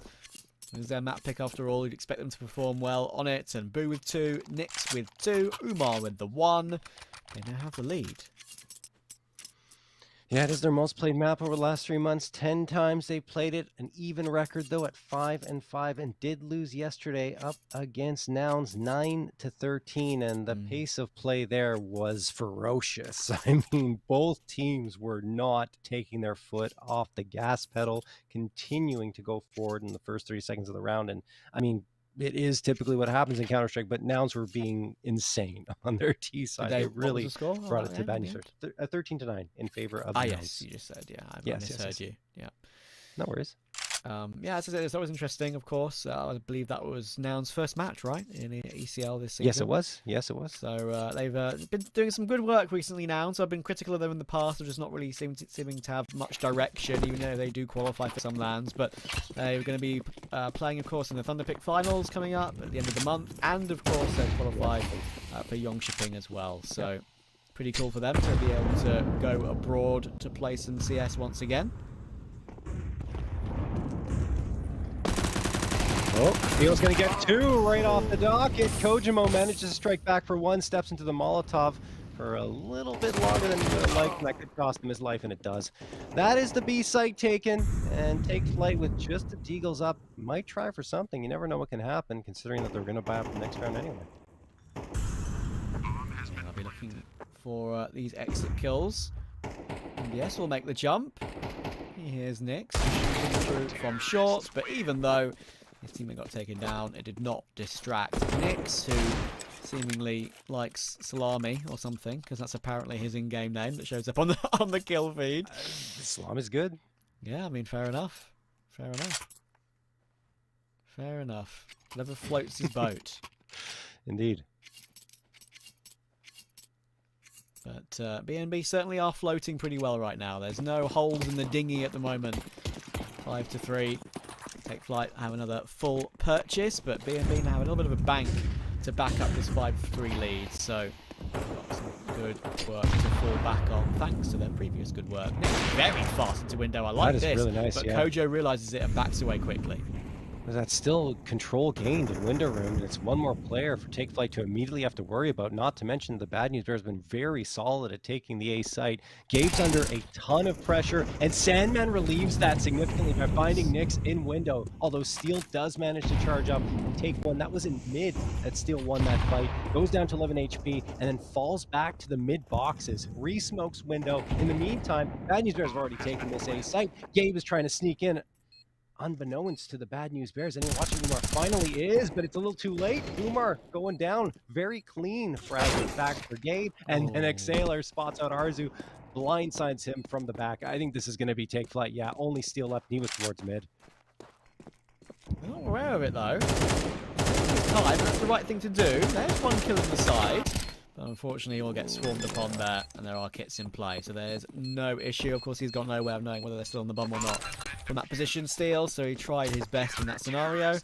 And being so low, it was impossible for him. Nice round from Take Flight. Good recovery there, considering the madness of the situation. And props to how they held the A site as well. BNB's focus has most certainly been on A in this entire game so far. I think am I right in saying every single gun round was finished on A? I think there's been one eco that finished on B, but yeah, they've been very A focused so far. Very A and mid focused, to be fair, for BNB.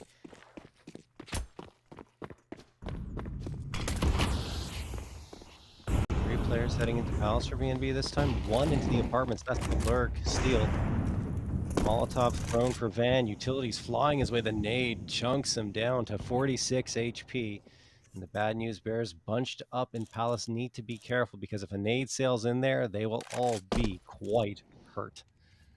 Molotov sails out. Kojimo watching that smoke very intently as it fades away.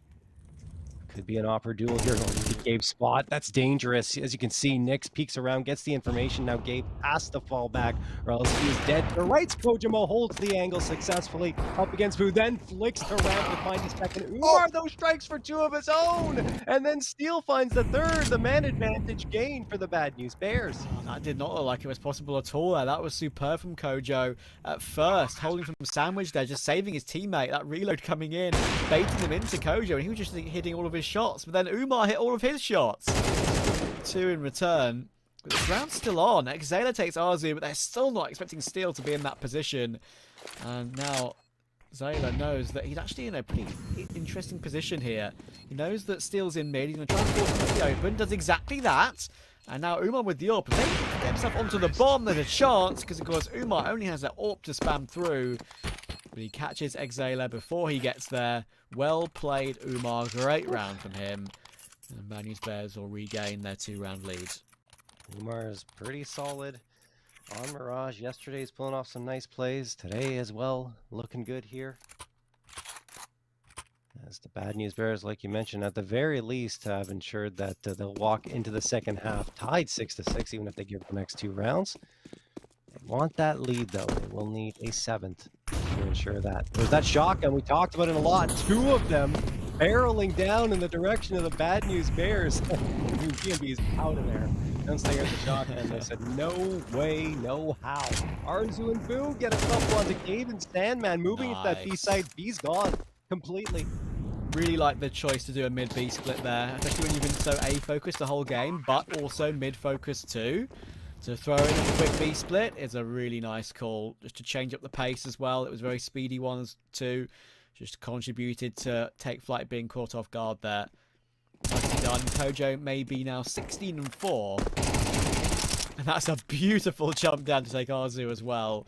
But he should get caught in the side here. Still got a freebie. There's the frag. Kojo is having himself a series, but unfortunately, this map, it might be in vain, because BNB are now pulling clear on their T side. Yeah, we'll see. I mean, Take Flight were pretty solid in their T side of Anubis. Perhaps that'll translate over to Mirage. Right now, the problem is Kojimo's the only one connecting frags. 17 and 5. I mean, leads the server. But if you look at the rest of his team, everyone else is below a KDR of 1. It's very problematic, and wasn't the case on Anubis. Gabe, along with Sandman, had, I think, 17 or 18 frags apiece. So They need more of that here if they want to find victory on Mirage. Otherwise, we're heading to a decider on Inferno. Well, B&B on the last round of the half are saying if it ain't broke, don't fix it. And they're doing a big split again. But this time, oh, I was about to say this time, Take Flight are trying to guess it. And they've pushed 2 underpass to try and catch that play. At least the apartment players off guard. Unfortunately, it's a great down to Nix. He sees it coming and Arzu! Oh, that's a glorious transfer. And poor old Kojo is left last alive. He may have an 8 to throw into that smoke, but it's a little bit shallow. It doesn't blow it up enough. And he knows this one is done. And so is this half. Okay, I think, I'm not mistaken, Take Flight got 8 on Anubis on their first half. And B&B are going to do the same on their map pick as well. Look at those kills from Kojo. Right now, it's not enough. B&B up 8-4. We'll see if they can win the map in the second half. Coming up.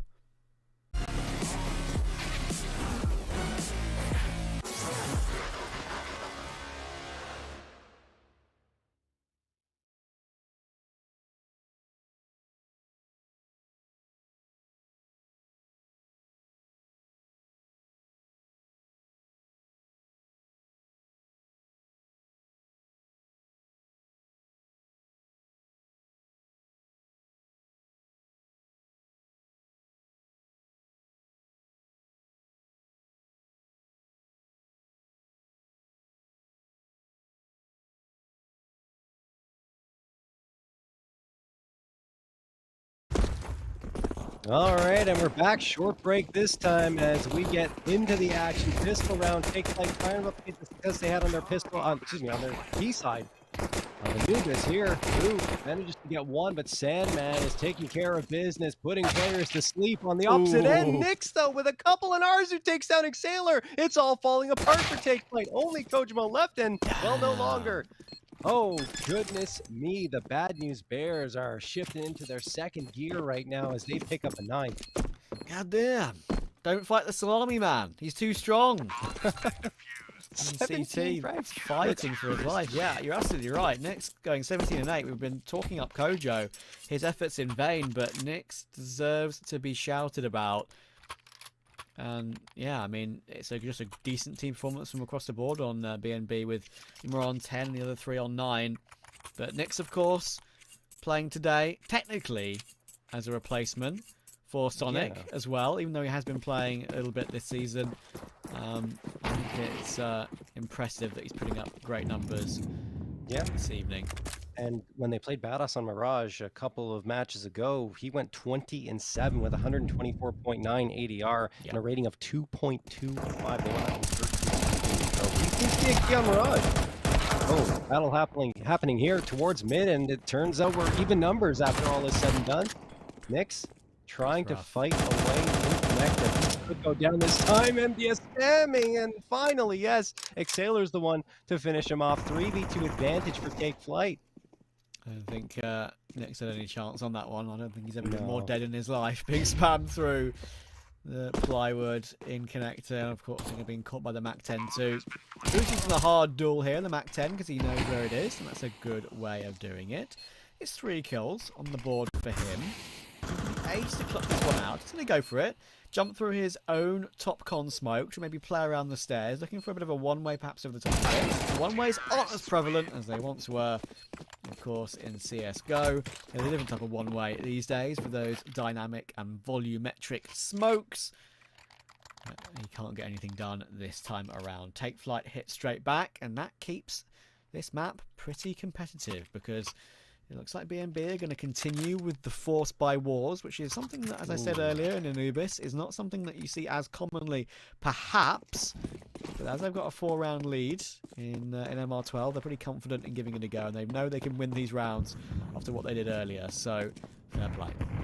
Yeah, I guess so. I mean, the pistols are very powerful, especially those Deagles here. So, we'll see if the Bad News Bears can find the success that they're looking for. In the meantime, Take Flight are all bunched up to B. It feels all but certain that the hit will go in this direction. Only one player there, Umar, trying to anchor it down. The stack is on A. I mean, at the very least, Umar's going to get the information, probably toss the flashbang out. I'm not sure if that's going to be enough. It's not. Gabe's already on site. Oh my goodness, what a shot from Umar with the 5-7. If you get the second, it's even better, but he can't. Sandman finds him, then spams away into market. I mean, NBS is trying to get this bomb planted. Finally will here. It's Arzu. The rest of the Bad News Bears swarm into the market. The problem is they don't have any util aside from, well, actually they have a couple. They have a flashbang and a smoke, but that's really not enough. And they're going to fall off here with the Force Buy having been purchased in this round. You need the armor. Exactly, yeah. I mean, usually most situations here in top Counter-Strike, you know it's the boring call, it is the correct call to save here in the 4v4 and try again with what you have in this round. They're trying to lock off the apartment player, Nick Zayler there, to try and force them into connecting players perhaps, and Steel, alright, that's 2-1 digs, hits a third as well for Steel, that is brilliant from him, and he'll take that every single day of the week. Kojo somehow survives with the bomb blast on 4 HP, but Steel's done God's work there to not only keep 3 of his teammates alive, but take down a lot of the guns from Take Flight, 3 of them.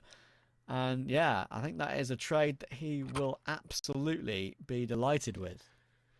Steel rolling back the years now. That was nice work there with the Deagle. Maybe he should try and employ that a little bit more. But the problem there, well, I don't want to say the problem. They did get a few frags. It's just a shame that they couldn't get the AKs and grab them in front to cover. But yeah, it was a little long too term, late. it's good. Long term, it's excellent Yes, for the economy absolutely. because it still lowered them to, even though they are technically still on a half buy / eco this round, having what they kept over from the previous. It's a good position. I don't think that setup's going to work great if they just have players walking out ramp though. He'll probably be a bit upset. One of his teammates have shot back before he dies.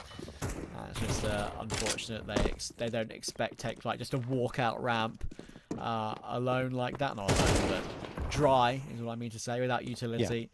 Yeah. And I think Steel would probably be maybe saying on his stream that's running right now, what are they doing when they're trying against a round like this? Arzu not able to connect the Deagle there. Still last one standing, and nothing on his side either. All 5 players stay alive for Take Flight, which helps to really mitigate the issue of the players lost in that previous round. Their economy's been built up again, so they're comfortable, and now only down by 2 rounds. The Bad News Bears, that big lead they built up in that first half, is slowly slipping right through their fingertips. 4 A1Ss and the A4 being purchased up into this round. See if they can put on the brakes. Indeed. What Take Flight is bringing their way. People will, complain about ML12 and say, oh, it doesn't feel like proper Counter-Strike anymore, we're not playing to 16. But I think so far from what I've seen of ML12, it hasn't really given us any false results. No, I don't think so. Deserve to win was 10 to win in all the E leagues online at the moment, of course. And all the ECL leagues too. We'll get back into my point a bit later on, because Steele's just died to his own Molotov, has he? I don't know. Did he try and make the window jump or something? And I think it was a jump. Yeah. Anyway, suddenly it's all gone down to Nyx. It's the man you'd want in the situation. He's now 1 versus 2, but unfortunately Take Flight have the B-bomb site. And you didn't want to say something, John, so I'll let you talk. Oh, no, I was just going to make a point about MR12, but I mean, we'll get back to that after the action is unfolding here. Nyx going to go through from Cat here. Molotov burning away. And Nyx, oh, he makes some noise there. That means the audio cue has been given away. They know exactly where to look here. Exhaler. Oh, did he slip past Exhaler's view? I'm not sure. Exhaler still staring towards Cat. Nyx, does he have the kit? No, which means he has to be quick here and find the bodies. Otherwise, this round's going to be over regardless, and he can't find anyone. So he says, well, I guess I'm just going to save, and hopefully he can get some exit frags. It will be an 8th round picked up for Take Flight. Yeah. Nyx must be so frustrated. He's just come through short and gone through the entire site, and he hasn't even seen them exit through apps. He's gone onto the site. He's carved it absolutely. Well, what, is it perfectly? Not really, because he's seen no one. That is really unfortunate that he somehow managed to go for a retake and be on the right side, but somehow not see either of the 2 remaining players. That's unfortunate. Indeed. And I guess just back to your point about MR12, I kind of like it. I was really worried about it, honestly, when it first was announced. I said, oh, man, I don't know how this is going to work out. But so far, it's great. I mean, if you're really tightly contested, right, you're tied 12-12, you still have MR15, right? You still get to that. Exactly. And you still have your 16-12s, your 16-13s. They happen. But for the matches that tend to be blowouts or were already going to be decided, even if it would have been MR15, it still would have been a blowout and just would have taken longer to get there. So I think overall, it's a nice balance. Agreed. Agreed. I think B&B will be agreeing to how this second half has gone so far, though. We've got a bit of a weird scenario with their money here too. Nyx has the M4, so does Boo. But they only have pistols around it, of course, after that save. So I'm a little bit perplexed as to how the money situation would be. Of course, they've got full loss, so having 1,500 per player is okay. It's not the end of the world. But, of course, Nyx will, unless he saves this round, he will not have an M4 in the following. I think Umar's got a chance to do some damage here. This spot's pretty good with that 5-7. Sandman's waiting for a peek to come his way. 47 seconds on the clock. A bit of a slower pace this round. Umar really wants to connect. There's not going to be a smoke in his way, and there it is. AK upgrade as well. MPS in a tough spot. Beats the nade. Kojimo helps him at least by taking down Steel, but they have to retreat here. I think they've read it well. The thing is, 30 seconds left. You have to run full tilt trying to get to that B site, and now you're a man down with Exhaler getting dropped by Boo. Here they come, though. 20 seconds left. This is going to be very difficult. I think the Bad News Bears should get this one as a 10th round victory because Nyx and Boo are in a perfect spot to deny. Flashbangs out, but there it is. Boo finds one, Nyx the other. Round is over. Bad News Bears have a 10th. Yeah, that was not going to go any other way. The end of that round, just stomping in for the apartments. The fact that the player bottom con, was that Exhaler, I believe, the bottom con player playing around the bench position, trying to duel the short player. Yeah, I think as soon as Boo got that frag, there was nowhere in a month of Sundays that they were able to recover that with the time on the clock. B&B reach double digits first. Tactical timeout used by Take Flight, of course, and that gives me a chance to, of course, mention that in all ESL tournaments now, I believe the tactical timeouts have been lowered from 4 to 3 in MR12. So that is their second of 3 for Take Flight, and a good time to use it as well. They've got money, but it's a critical round. Okay, let's see. Mirage obviously a lot closer than Anubis was. Bad News Bears, they want to see 2 in a row here. Potentially break the economy of Take Flight, although Gabe still has 3K, which will be able to help his team out in the next round. The loss bonus is only 1,900, so we'll see. Round victory would be much preferred for Take Flight. And the bomb is still standing around in T-spawn. There's a smoke lined up. I think it is the window smoke. Not sure if it connected either way. Kojimo is going to get smoked out himself here over in Palace. Sandman lined up at ramp. Take Flight likely leaning into A, but they've really slowed down the pace compared to the way they were playing their T side on Anubis, Travis. Yeah, I think Anubis does play into speed, and of course, if you have the right strategy and have the right utility, Mirage certainly also can play into speed. But yeah, going for a bit more of a slower approach this time. I don't mind the change up, and they are going to throw in the sort of the customary late mid utility. Window smoke will fly in, and now they'll try and take it slowly. Umar, does he have a gap? He might do on the left hand side of it. He puts a few bullets through it before he goes down, or at least falls away, I should say. Gabe will molly firebox, and Umar now is in position, not showing himself just yet, trying to play it more of a crossfire with his teammate. That's exactly how they play it, and it works out okay, but Gabe taking Arzu kind of makes this an issue. Umar now has to step up, but Exhaler comes out through that smoke, and as it blooms, Umar is taken down, and with Kojo getting his kill as well, this puts Nyx into an impossible situation. Kojo will even find Steel too. The cultural impact goes his way in this round, and now Nyx is off to save his AK. Kojo up to 25-9 now, and his 2 kills in this round were certainly impactful. Absolutely. And I mean, Umar was in a really strong spot at jungle if his teammates stay alive. But when the 2 players on A that were with him go down, he is completely isolated. And the smoke is even better from Take Flight. And after that, they just spam on through it, and he is finished. So, Take Flight, excellent work on that A take. 9 rounds picked up, and they're only 1 round back from the Bad News Bears, who did manage to save an AK in Nyx's hands. So the vibe should still be very good here. It's not over yet for them.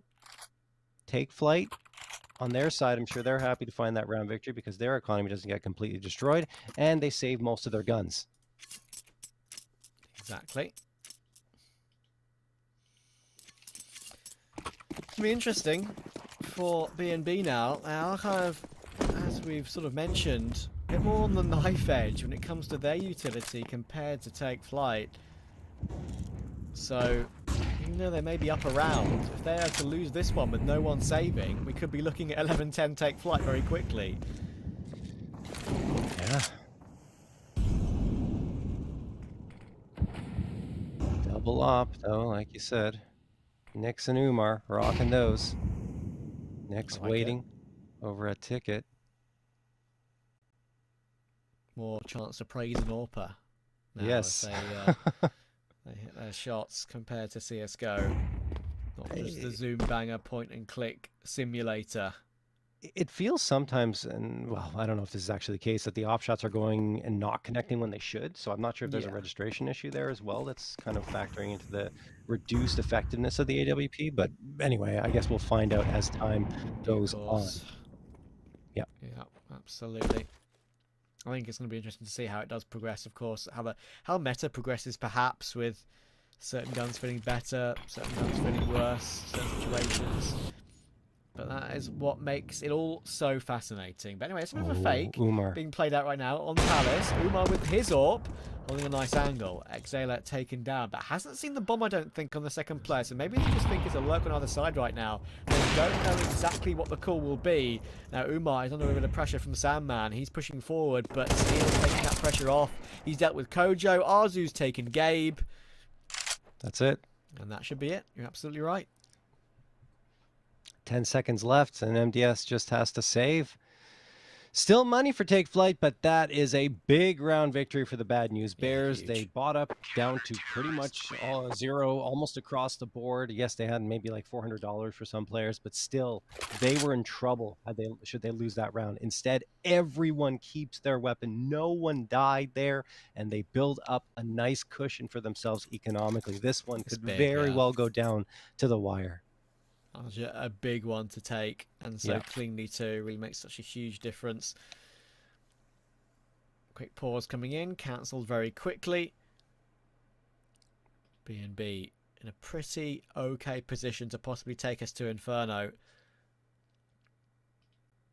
Of the maps I've casted so far on CS2, I don't think I've done an Inferno yet, so that will be fun. I've done a few Anubises already, but I think Inferno will be my first on CS2. So, as they say, you always remember your first. Yeah, will be my first Inferno as well. Nice. Yeah.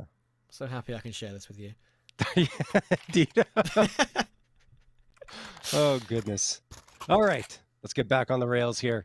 Take Flight, trying to get a 10th round victory and bring this one back, because the Bad News Bears, I mean, despite the fact that they've had a few struggles here on their second half, they've been in control for quite some time. Take Flight, 4 AKs in the MAC-10 for Gabe. Gabe likely going to lead the charge in either direction, whatever one they decide to go. He's got the bomb in his back, though, so probably going to drop that. There we go. Would expect that with a MAC-10. Lining up some util. Waiting for his teammates to do the same. There is a bit of a lurk materializing with MDS, and Exhaler.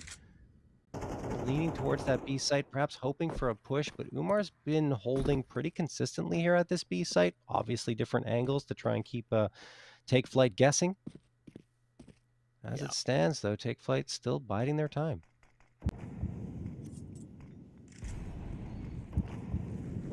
Oh, this is going to be an interesting one. Exhaler coming up from under. This is almost the all or nothing round for Take Flight here. It's a must win, otherwise they might be playing for OT only. Oh, he gets one. MDS will get the immediate trade, but it's Salami in the kill feed again. It's the main man Nix, up to 20 and 10 now.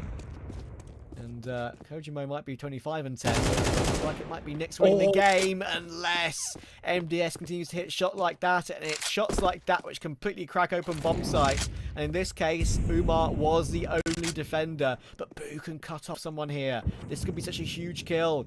He hears them running through. Does Sandman check under properly? He does not. Boo realizes it. This should be a 3v in response. There it is. Now a 3v2 retake can come in. Oh my goodness, still 2 players left standing for Take Flight. There's the 2v2. Kojimo, the star for Take Flight, finds his 26th frag, 4 away from the 30 bomb, as MDS sneaks in on the flank from Market. Perfect position, Steel's gone. Boo, the last one standing. Now he has to thunderfoot it, makes a noise. They're both looking in his direction. Probably Take Flight going to get this one. And oh, what a shot from Boo, the 1v1. Boo versus Kojimo. Bomb taking away. Does the fight even matter? He has to smoke it, gets the headshot. Is there time? Oh, I think yes. it's going to be down to the wire, but Boo He's looks got it. like he's got it. 12th round picked up for the Bad News Bears. Oh, there haven't been any real shocking errors so far for Take Flight. They've played after plants pretty well throughout the whole series, but B&B and Boo takes advantage of some missteps there. Take Flight were way too nervy in that 2v1. As soon as MDS got the kill on towards Steel, they should be playing together, sat still, holding off angles. The swing by the first player was not necessary whatsoever. I think MDS might be having to take some pain on that one. Kojo left in a 1v1, which was very obviously doable. But the issue that being, of course, that Boo had a smoke kit too. Kojo didn't want to let him get on the bomb with that smoke kit. And because of that, plays aggressive himself and gets caught off. And Take Flight in general will get caught off on that one. And maybe a little bit flustered. They'll miss the window smoke on the following round. B&B 1 away from taking us to map 3. But Exhaler wants to keep us alive. Oh boy. Still a lot of damage taken by Exhaler, and Gabe, along with MDS, are hovering near that half health mark. Take Flight, at least grouped up together. Where they decide to go is the question. That nade could have been so much more impactful a little bit earlier, and Gabe walks out towards that A site, takes down Arzu. 5v3, Nix could do the damage as he's done throughout this half, and he finds Gabe trying to plant the bomb. Again, they're going to attempt it. MDS this time does let the bomb hit, but they're 4v3 in favor of Take Flight, and now a 4v2. That is an important frag. That was really good from MDS there. Calmly just re-picks up the bomb and goes for the plant, gets it done. They're going to play a little bit over-aggressive again there, though, Take Flight. I don't think there was any need to just run 2 more players out ramp. They're concerned that there could be another kick in play just to get onto this defuse. Kojo's playing around with the angles too, being a little bit antsy. But in the end, Exhaler with the Mac 10. Sandman was the insurance policy, which meant Exhaler could just jump around with it a bit, knowing that time was low. Mac 10 gets both. And, John, those previous few rounds have been so close that B&B are on double eco with 3 players. Oh no. Goodness me, what a horrible time to be on a double eco, and they realize it and say, guys, we're just gonna have to force up, which is such a bad position. Boo has the AWP, which is good, but he's gonna have to connect some shots. He's not usually the offer. Umar is the one carrying that, and Nix is the secondary. So we'll see what Boo can do here. Maybe just have the positioning to go for something, but as it stands, nothing yet. I honestly, it's a weird one. I think it's cool to maybe just throw the AWP in. It's something that Take Flight won't be expecting if they've read the economy correctly. And the fact that they just want to try and win the map as soon as possible. I get it, but it puts them in such a rough spot, as you so rightly say. If we do get to the 12-11, it's almost a guaranteed OT, unless something crazy happens. But as they say, crazy things usually happen in ECL North America. Yes. Yes, definitely. So we have no idea how this one is going to swing. But MDS has so much space gain. Boo does get that shot. And MDS, what is MDS looking at? How does he go down? Steel managed to get that frag. Kojimo and Salmon are the last 2 standing. Kojimo makes it a 3v2 at the very least. Now they're trying to hightail it over to the A site. It's been realized by Nix, who's got the deagle, can do the damage. Nix misses the headshot. Oh, goodness. Sandman in the clutch gets a second as well. Boo with the off the last one. Standing Sandman, the 4th on the round. 11th bound for Take Flight. Bad News Bears almost pull off the upset round, but fall short, and now their economy is completely shot. They cannot afford the op this time. They will have the A1S, but this is wild. Sandman, that is absolutely massive from him. MDS completely bailing out his entire team on this map and perhaps even the entire series. We could be going to a complete reset decider on Inferno if it wasn't for that 4K. The kill on the players rotating in from connector were big. The first kill was the most important one on Nyx's Deagle. Look at this. That could have been completely caught off, but as you say, that full investment on the final round of regulation, Umar with the M4. It's a bit of a weird setup, and Take Flight just going for a bog standard A smoke, trying to keep it as simple as possible. Oh, and that's a no. fantastic pick from Kojo. 28 on the board. Can they make it 12? Feel like it's possible. Oh no, Nyx and Boo get a couple. Man advantage gain for the Bad News Bears. They can't upgrade the weapons, though. They're too far away. The nade sails in from the Bad News Bears, and I believe Take Flight as well. Still an advantage. Oh, the Deagle shot just barely misses the Bad News Bears on the cusp of taking this map, and the nade takes MDS down to 36. Kojimo peeking into CT, needs to find this one, otherwise it could be curtains for his team. And now he falls back. Steel playing passively, not giving away his position. And MDS in a tough spot. Kojimo connects onto Nyx. MDS around the corner, but it's Kojimo who's gonna take down Steel. Then MDS finds Boo. Only Arzu left. Time is going to be a huge factor, and I don't think he's gonna have enough of it. Arzu does manage to get the frag onto Sandman, but needs to stick that defusal. It is too late. The Bad News Bears are going to overtime, and then Kojimo, the wicked one, a 4K on the round. This one is bound. Oh, Kojo. 4K in the most important situation. That was so rough as well for Take Flight. It was a 3v4 for so long.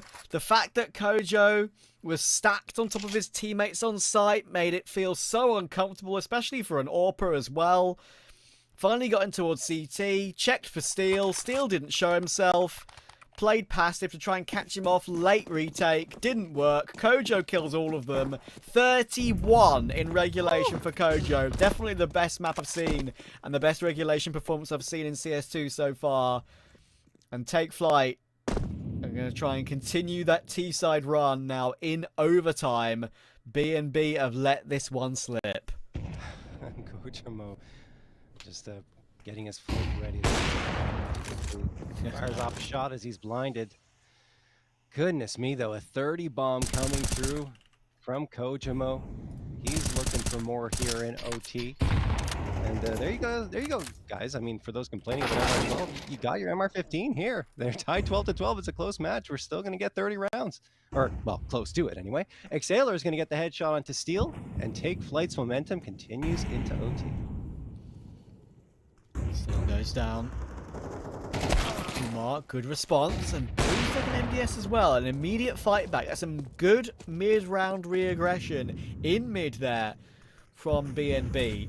But Sandman could have a free kill here. Arzu's in the middle of nowhere, and that's an easy pre-fire. He hears the rotation in as well of Umar. Look how aggressive Umar is going. Respect how aggressive he is here. Sandman has no idea, but Umar's missed his shot. It's a nightmare. Sandman's last alive, though. So BNB should still be fine. Surely he doesn't expect Nyx in a position like this.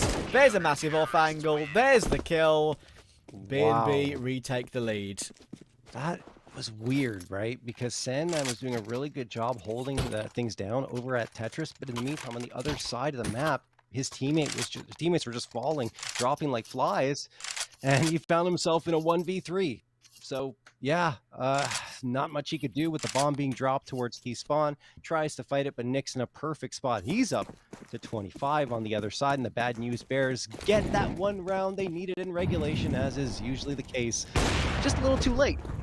Kojimo misses the off shot, and now he's going to have to fall back after that. Nade tossed forward. In fact, a couple of nades being thrown into mid, not doing much damage, though. Let's Take Flight are going back to that very slow, methodical play here on their T side. 4 players grouped up in the T apartments, and the B side's kind of empty. Only one player coming back here, that's Steel. Maybe they'll get more reinforcements, having not seen much at A. Quite possibly. Gabe is having what we can only describe as a bit of a stinker. 8-24, I'm afraid, for him. Thankfully bailed out by how much Kojo is putting on the board. If you look at the kills on the doors, actually, the scores on the doors, as I like to say, for Take Flight, it's actually really rough across the board. Exhaler's doing okay, but MDS and Gabe are struggling, which makes the fact they're only 1 round behind all the more impressive, to be fair. Yeah. Steel boost up on the edge of the balcony. I really like this. This could work out well. Nade will come in, and there's the push. Oh, it's a nightmarish situation for Kojo. And Arzu triples down with the Org, catching so many players in the back. Oh, that's horrible for Take Flight. Just when they were preparing the utility, Arzu pops his head up. Quad kill for him. And Kojo couldn't no-scope him in time before the Org did all the damage and broke the dreams of Take Flight. That's just one of those plays where you don't have time to react because of how quick things are unfolding. You're trying to line up your util. You don't expect anyone to come in on the flank. Then Arzu pops up, takes down your support on the flank, and then you don't even get the chance to communicate with your teammates that someone came up. And by that point, when they do realize what's happening, they're panicking to pull their rifles out again because they got the util out and don't even have a chance to turn around. So well done for the Bad News Bears. And now Take Flight, well, they need to win at least this last round of the first half of OT. Otherwise, they're going to be fending off map point for another 3 rounds.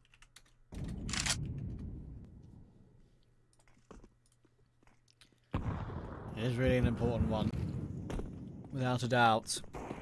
Look at Arzu again.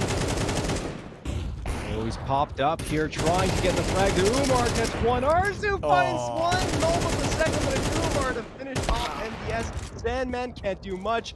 Exhaler, the last one standing. The aggression from the Bad News Bears, we didn't see much of it on their CT side in regulation, but here they are just holding down W 15-12 in favor of BNB. You know what?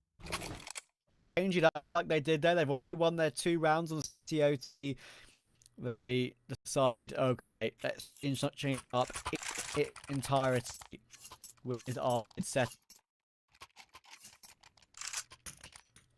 and support Arzu in that position was Umar hit his shot, which was the most important thing. All right, as we go into the second half of the first OT, Bad News Bears need 1 round. Take Flight need 3 to push this to double overtime, and that's a good start. Kojimo going to get the shot through the smoke. Umar finds the trade though, taking Gabe down. Who's managed to gain position into Palace? Good Molotov thrown. Does MDS have to use the smoke? No. In fact, he's in the one safe spot at Sandwich. They'll have no idea he's here. That's a huge position over on A. And at this point, with Kojimo finding Umar, they might abandon the A hit entirely. Boo. Over in Palace, posted up, hoping someone's going to peek out here. I doubt he's looking towards Sandwich. There's no way after that Molotov was thrown. So MDS has the advantage here. 1:05 on the clock for the Bad News Bears to readjust. Another Molotov. I can't believe he has the presence of mind. MDS still gets the frag and goes down, burns to a crisp, but wow. That is pretty crazy. He's able to get away with that. Sandman, oh, he hears him stomping around in mid of Steel and catches him as he tries to make his way up connector. Good stuff. And now Nyx 1v3. Man, you'd want in this situation. That's 25 and 14 so far, but Sandman's having another great round for his team. Evens up his KD at 21-21 with 2 big kills. And we could be in for a few more rounds to go yet.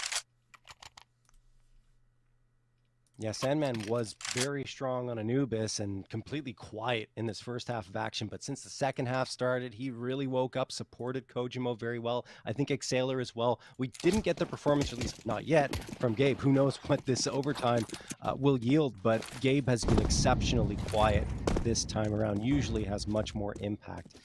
He's, speaking of which, going to be over at Ticket, and we'll need to find something. Smoke going to get tossed. And he's just trying to attract attention, perhaps. Kojimo misses the shot. MDS flubs the flashbang, I think. Or the smoke it was. And now, the A side has been taken. A very messy defensive side here for Take Flight this round. Yeah, this is a rough one. And that's a big swing from Arzu. I could see him setting up for it. That is the way to peak people on CS these days. Now, retake in from CT. Kojo has been insane in this game. He's got important utility for this retake, but a 4v5 is really possible. I don't think so. Arzu's taken one. That's a sick flick from Umar. Now it is only down to Kojo. He'll get them all to finish them off. Will Umar 2 kills on the board. It's a good old-fashioned 16-13 for BNB. They take their map pick, and we're going to a decider of Inferno, John. Yeah, sorry, I just saw Steele's profile picture. It's him screaming in his chair, and I feel like he's probably doing some of that here with them getting this map victory in overtime, 16-13, like you mentioned. That was a very nice performance from the Bad News Bears, especially considering that they played well for the majority of that regulation period, and then it was only at the end, the tail end of it, that Take Flight really started to make life difficult for them. They went into OT, said, guys, reset yourselves. We've got this. Let's go and switch gears, get aggressive towards mid, and it worked perfectly. They only lost 1 round in OT. Outside of that, they were perfect. Yeah, I think that's really impressive considering the fact that Take Flight came back all the way. The economy was maybe a little bit misjudged by BNB, force buying with that drop to AWP, like you said, maybe a little bit of a mistake in regulation. But to put that out of their mind and focus on the OT at hand and to win it so cleanly, I think you can only give them props for that. It is Inferno, our third map decider, coming up next. That is one of Take Flight's actually most played maps this season. They lost their last one to Unjustified. They beat Mythic on it before that, and they also played in the Thunderpick World Championship and beat Claymakers 16-5-2 last month. So to be fair, I say last month, 2 months ago now.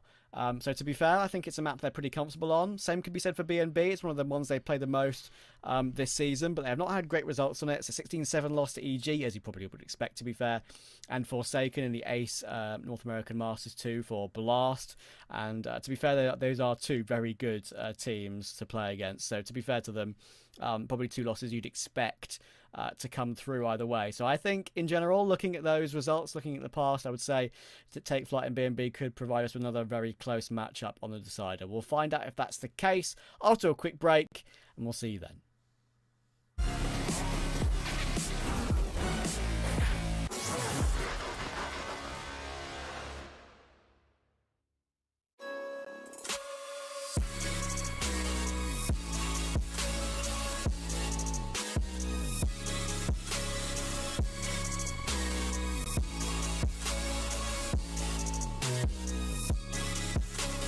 You love it, you wear it.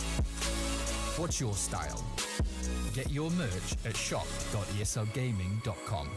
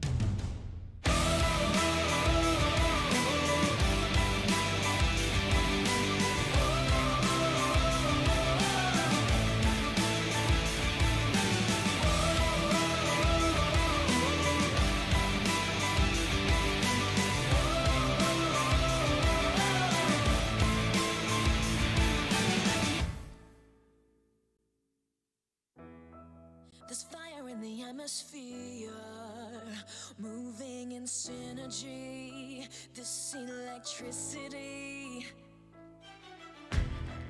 the power of the pioneers, tearing through history, this is our destiny. We are the power, we are the change, we are the pioneers of paradise and fame, and we push it louder like hurricanes. We are the pioneers, we are the pioneers.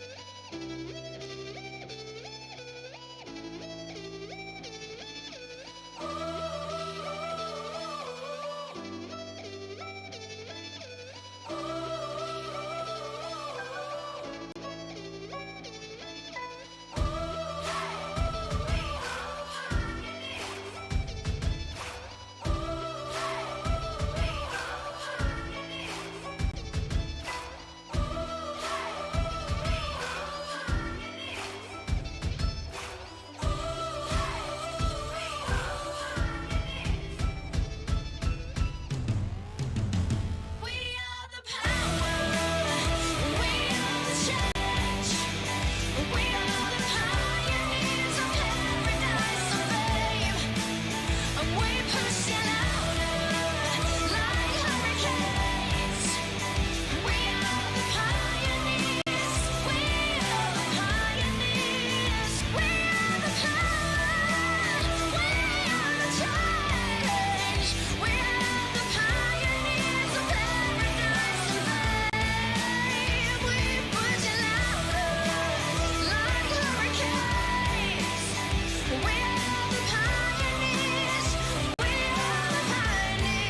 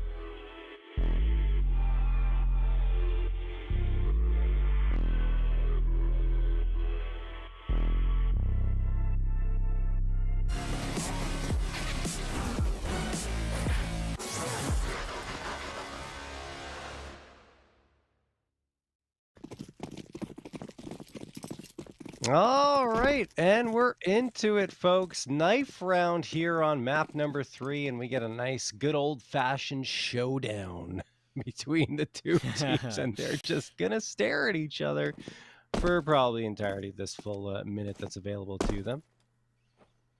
So romantic. It's very beautiful. And the first move. It's not romantic anymore. Blood has been shed on Inferno. It's very even so far, and Xayla gives it a good go, but Arzu had full health in the end for that final knife duel, so all good. I think I just saw there they pick CT side, if I am not mistaken. So yeah, that's interesting. I would say I would favour the T side overall. I think on Inferno, but get the CT side out of the way first. It's exactly what they're going to do. And John, we're now ready for what is actually quite an important map, especially for Take Flight. They've played a lot less matches than Bad News Bears have, of course, in this season. BNB are almost certainly without a chance of that playoffs anymore. But Take Flight only played 3 matches. They've already won 1-1. Tongue twister. They win this one, they're up to 6 points, and it would be a big one for them. Yeah, no question. I mean, the Bad News Bears still may be possible to make the last. With a losing record, it seems unlikely. Anyway, Steel going to get a couple here. Great opener, just charging down mid are the Bad News Bears, and Steel finds himself a 3K, trying to get back into this one of the Bad News Bears. I should say Take Flight, and they do. Sandman with one, Exhaler another, Nick's the last one standing, who was absolutely phenomenal for the Bad News Bears on Mirage, but now he's going to get smoked off, and the bomb plant is probably going to come through. Oh, Sandman can't seal the deal. Oh, that smoke top mid, you'd have thought for sure would have been enough, especially as Nyx was charging through it, but Sandman's early miss doesn't matter, he makes up for it. He takes that kill, and that gets Take Flight off the board on the T side of Inferno. And yeah, just to confirm, as I was rushing my sentence quickly before the pissed around got a little bit more explosive. If Take Flight do win this game, it will be their 2nd win of the season, and it would put them up to 6 points. If Bad News Bears win this game, it will also put them up to 6 points, but as John so rightfully pointed out, they've played the most games of anyone in the entire season and have a pretty significant losing record, so yeah, they can't have a winning record. Yeah, exactly. Kojo's got the auto shotgun on T side. That's interesting. Very. We got the Swag 7s out over on the Bad News Bears. Steel and Umar rocking those. And are they on the same side? I would imagine not. No. Yeah, Umar is over on A towards bracket, and Steel is waiting on B. He is in sandwich here. MDS could get spotted out by Nyx in just a moment. MDS holding this angle at the corner, hoping someone will push into him, but it's unlikely. 4 players for Take Flight here, and going to get re-smoked by the Bad News Bears. Yeah, MDS will make sure not to show any presence there. That re-smoke comes in. And Boo is trying to sort of, I think probably having a bit of a communication with his team there to make a decision on whether to rotate to B and stack 3 or continue to help toward A. But back to help toward A, looks like actually it may have been the correct call in the end, unfortunately. MDS will go down to that nade. Nicely positioned by Nyx. And with Umar in this position with the Mag 7, this could be a bit worrying for Take Flight. Very good position for the shotgun, but that's a great recovery from Gabe. Gets that kill with the Mag 10. And now Arzu is very stuck. Mag 10 runs to get down 2. They have now got the site under their control. Sandman takes the frag. And unfortunately, Steel and Nyx couldn't get anything in position to do any damage, and Salmon will find him as well. So Steel will look to probably try and save the shotgun.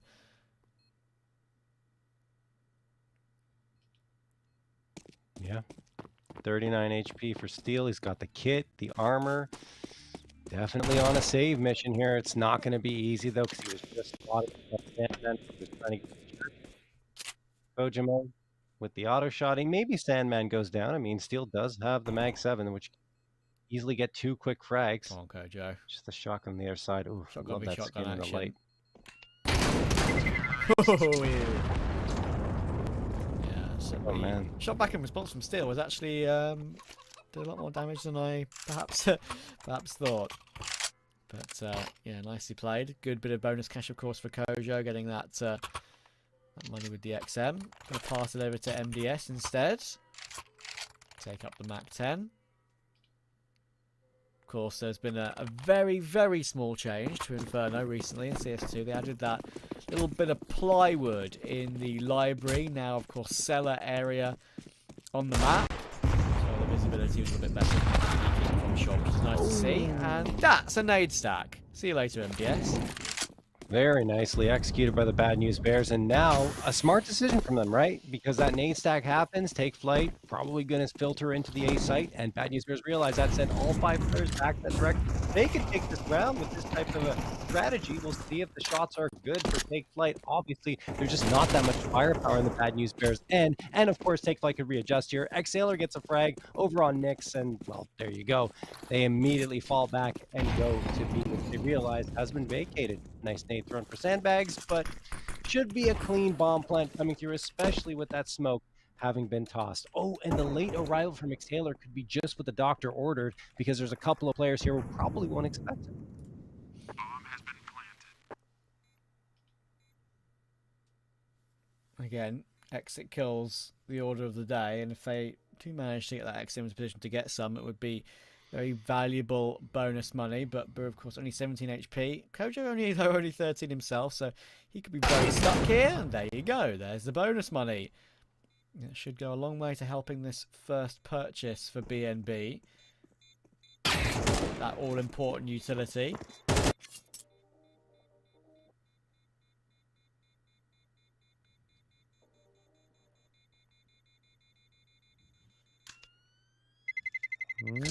Terrorists Really win. not. He's walking past. All right.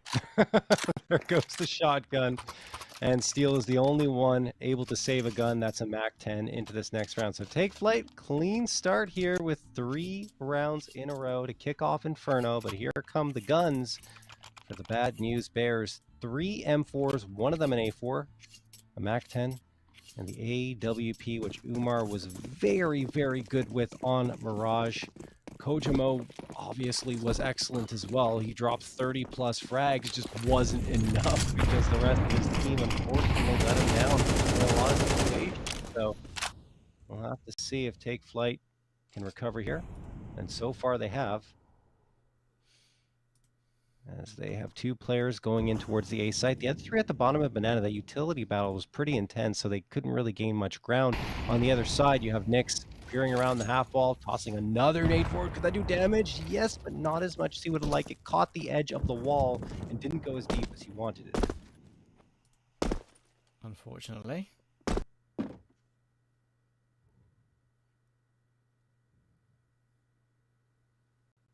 Patience though for Take Flight. You know, they've got good control of this early exchange of Inferno, especially economically. Still using that Mac 10. Target would want to jump spot the half wall on Banana, and once he gets that information, he'll pop out the smoke and fall away, but he doesn't fall away enough. That's a great catch from MDS, and that's probably a pretty considerable and critical error from Steel not to fall back and give his teammates more time. Look how deep MDS is in. I don't think he's seen Nyx necessarily, or maybe he did, I'm not sure. It's very tight. I don't think he knows though, because he's not looking from a wider angle, and that's a good pre-fire from Nyx. So 4v3 despite Steel losing that pick so early on in this situation.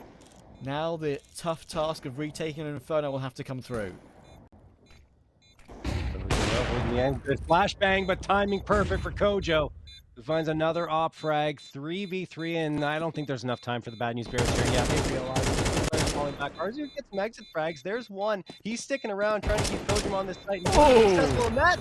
And even though Kojimo gets the frag, Arzu's done the work. 2 of his own, and then Kojo down to the bomb.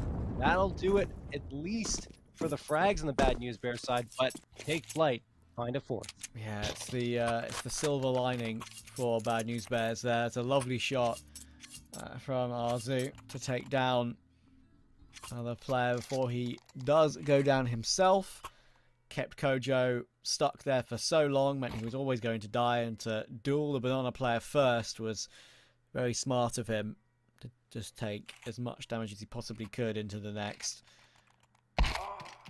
He managed that, but unfortunately we've had good old Kojo. Oh, Kojo, I tell a lie. believe it's Sandman disappear in front of our eyes, our very eyes. So that's going to be a quick tech pause on that one. You'd hope. There it is. Hope you're getting back into the server ASAP. But yeah, BNB will be happy with the damage, but obviously still struggling on the opening exchanges of Inferno. And for Take Flight to win that round in the end was a great battle.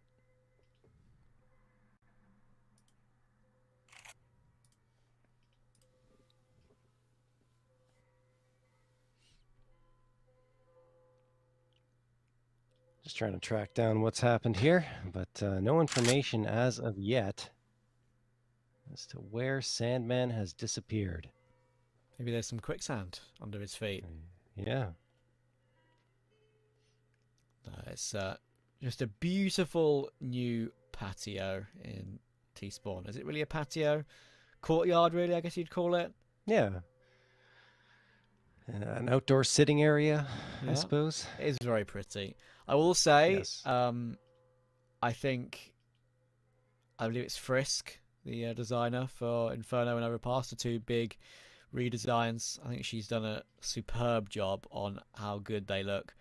I think Overpass is a bit cleaner than Inferno in terms of there's less clutter around the map that could get in the way, but already we're seeing ever so slight changes on this map, as I mentioned, with the plywood being put into the cellar, which was of course formerly the library.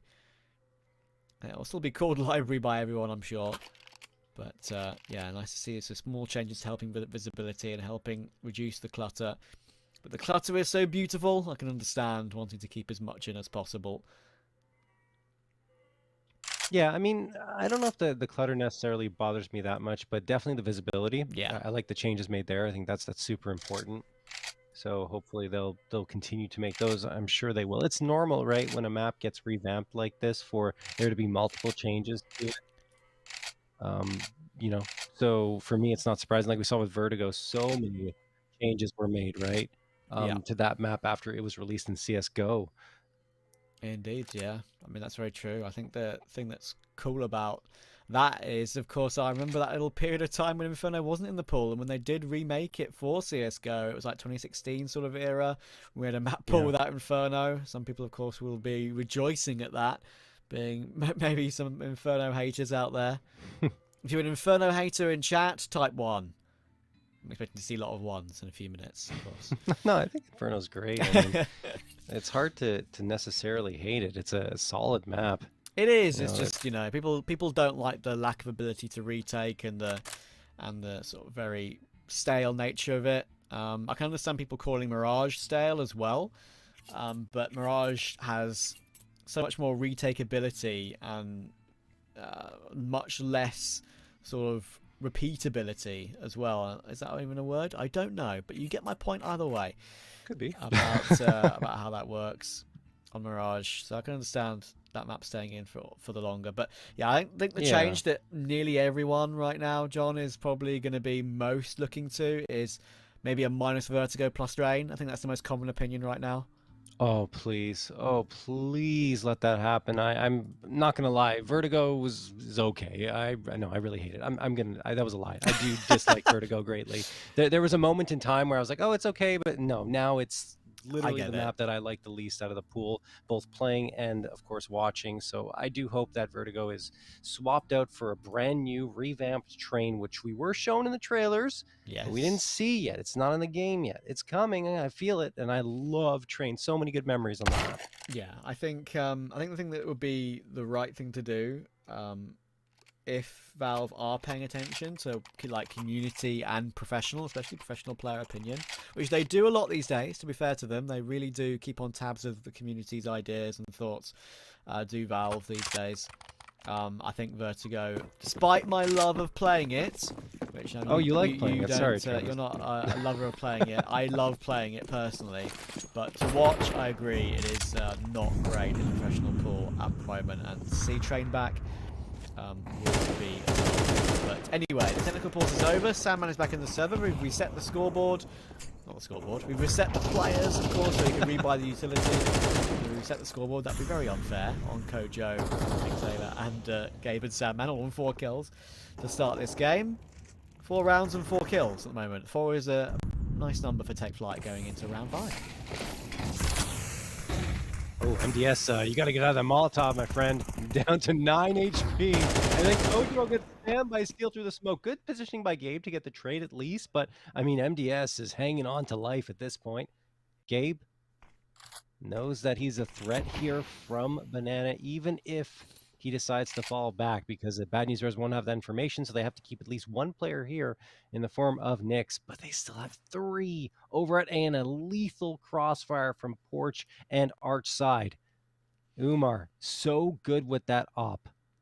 4 players charging up for Take Flight. Flashbangs will come out after this smoke. Umar's getting away from it. Manage him, and there it is. Arzu manages to get through, though, and then Boo finds Sandman. Only Gabe left, who's desperately trying to chase down Boo. Great mate toss frag from Boo as well. 2K for him, and that will be the Bad News Bears cracking the scoreboard. Respect Boo on that one, to be fair. His teammate's rotation, I believe it was Nyx, he was still so far away, on the B site still, on a long rotation, and Boo was 1 bullet from death. If he just got taken down there, Gabe had a plant and a chance to position himself in a really good spot to win a 1v1. So, yeah, well done, Boo. That was big. The M4A4. Loving the M4A4 compared to the ONS on CS2, actually. And it'll be interesting to see how many players, of course, have both of them in their loadout. Maybe there'll be some stats on that once we get some Tier 1 matches. Of course, IM Sydney coming up for our first ever big CS2 tournament. Can't wait to watch some of that, even if the games will be on at like 4 AM my time. It's fine. We love CS. That's why I'm upcasting at 3:19 AM right now. Steel, low HP already on the opening duel. 6 HP to spare. Great nade from Boo toward Apps. MDS down to 52 already. Yeah, Steel always trying to get that early information, oftentimes costing him his life. In this case, he manages to escape. Boo, waiting right around truck there at lane. Arzu supporting him as well. That Molotov's not going to be good, right? Oh no, it doesn't go into the smoke somehow, so well tossed by Arzu. Molotov right on back from the Take Flight side. And Arzu and Umar once more have this crossfire set up. Arzu maybe taking a step too far. He does! Kojimo takes him down. Sandman was waiting in the wings over at Boiler. Umar manages to get one back here. That will trigger a rotation from Take Flight towards the B site. They are smoked off, and you do still have Steel here waiting. Is there a nade available? No. So Steel is safe. Toward the coffin area. That is a wild spray to the edge of the smoke there. Barely connects a bullet at all, but thankfully he's still got his teammate Steel to help out. He gets his 1-for-1 before Nyx then swings for himself. That's a great double swing from Take Flight, and Kojo gets the kill with the MAC-10. 1 versus 1 though, and he still only has that MAC-10. Finally gets the upgrade to the AK. Boo versus Kojo. Information spotted, and that's a big dink from Boo to the edge of the quad. No. But Kojo just goes for the big boy wide swing, and the wide swing king hits another free AWP upgrade. Kojo says, "Sit down, Boo. This series is mine." And once again, he's top fragging for his team.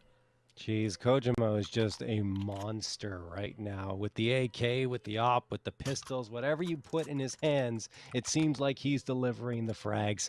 5-1 for Take Flight, and the Bad News Bears are forced to go on an eco. They do have enough money to buy that XM1014, which you see in the hands of Steel. Outside of that, it is only 5.7s, which is very effective, of course, that goes in particular. Take Flight, spamming that Galil. And then a flashbang to get through the smoke, which works. Steel waiting around half wall is so scary if you're Take Flight, because that shotgun can chew through you so quickly. Even trying a jump shot there, Steel with the XM. There was one man who could absolutely master the jumping mag 7 on half wall in all my years of casting, going back to 2020 even.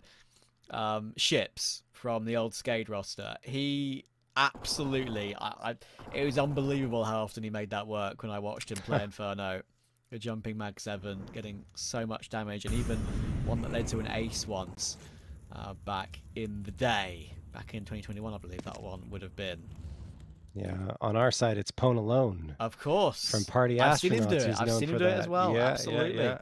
He is a bit of a legend, of course, in North America. And now we're going to try very quickly toward the B side. Mag 10. Oh, it's very messy from the Sandman. Very messy. The sand's gone everywhere, and the pistols are getting all the damage. 30 seconds to go, and they're going to go for a quick rotation round toward A. But there are 2 players top mid. This is dangerous.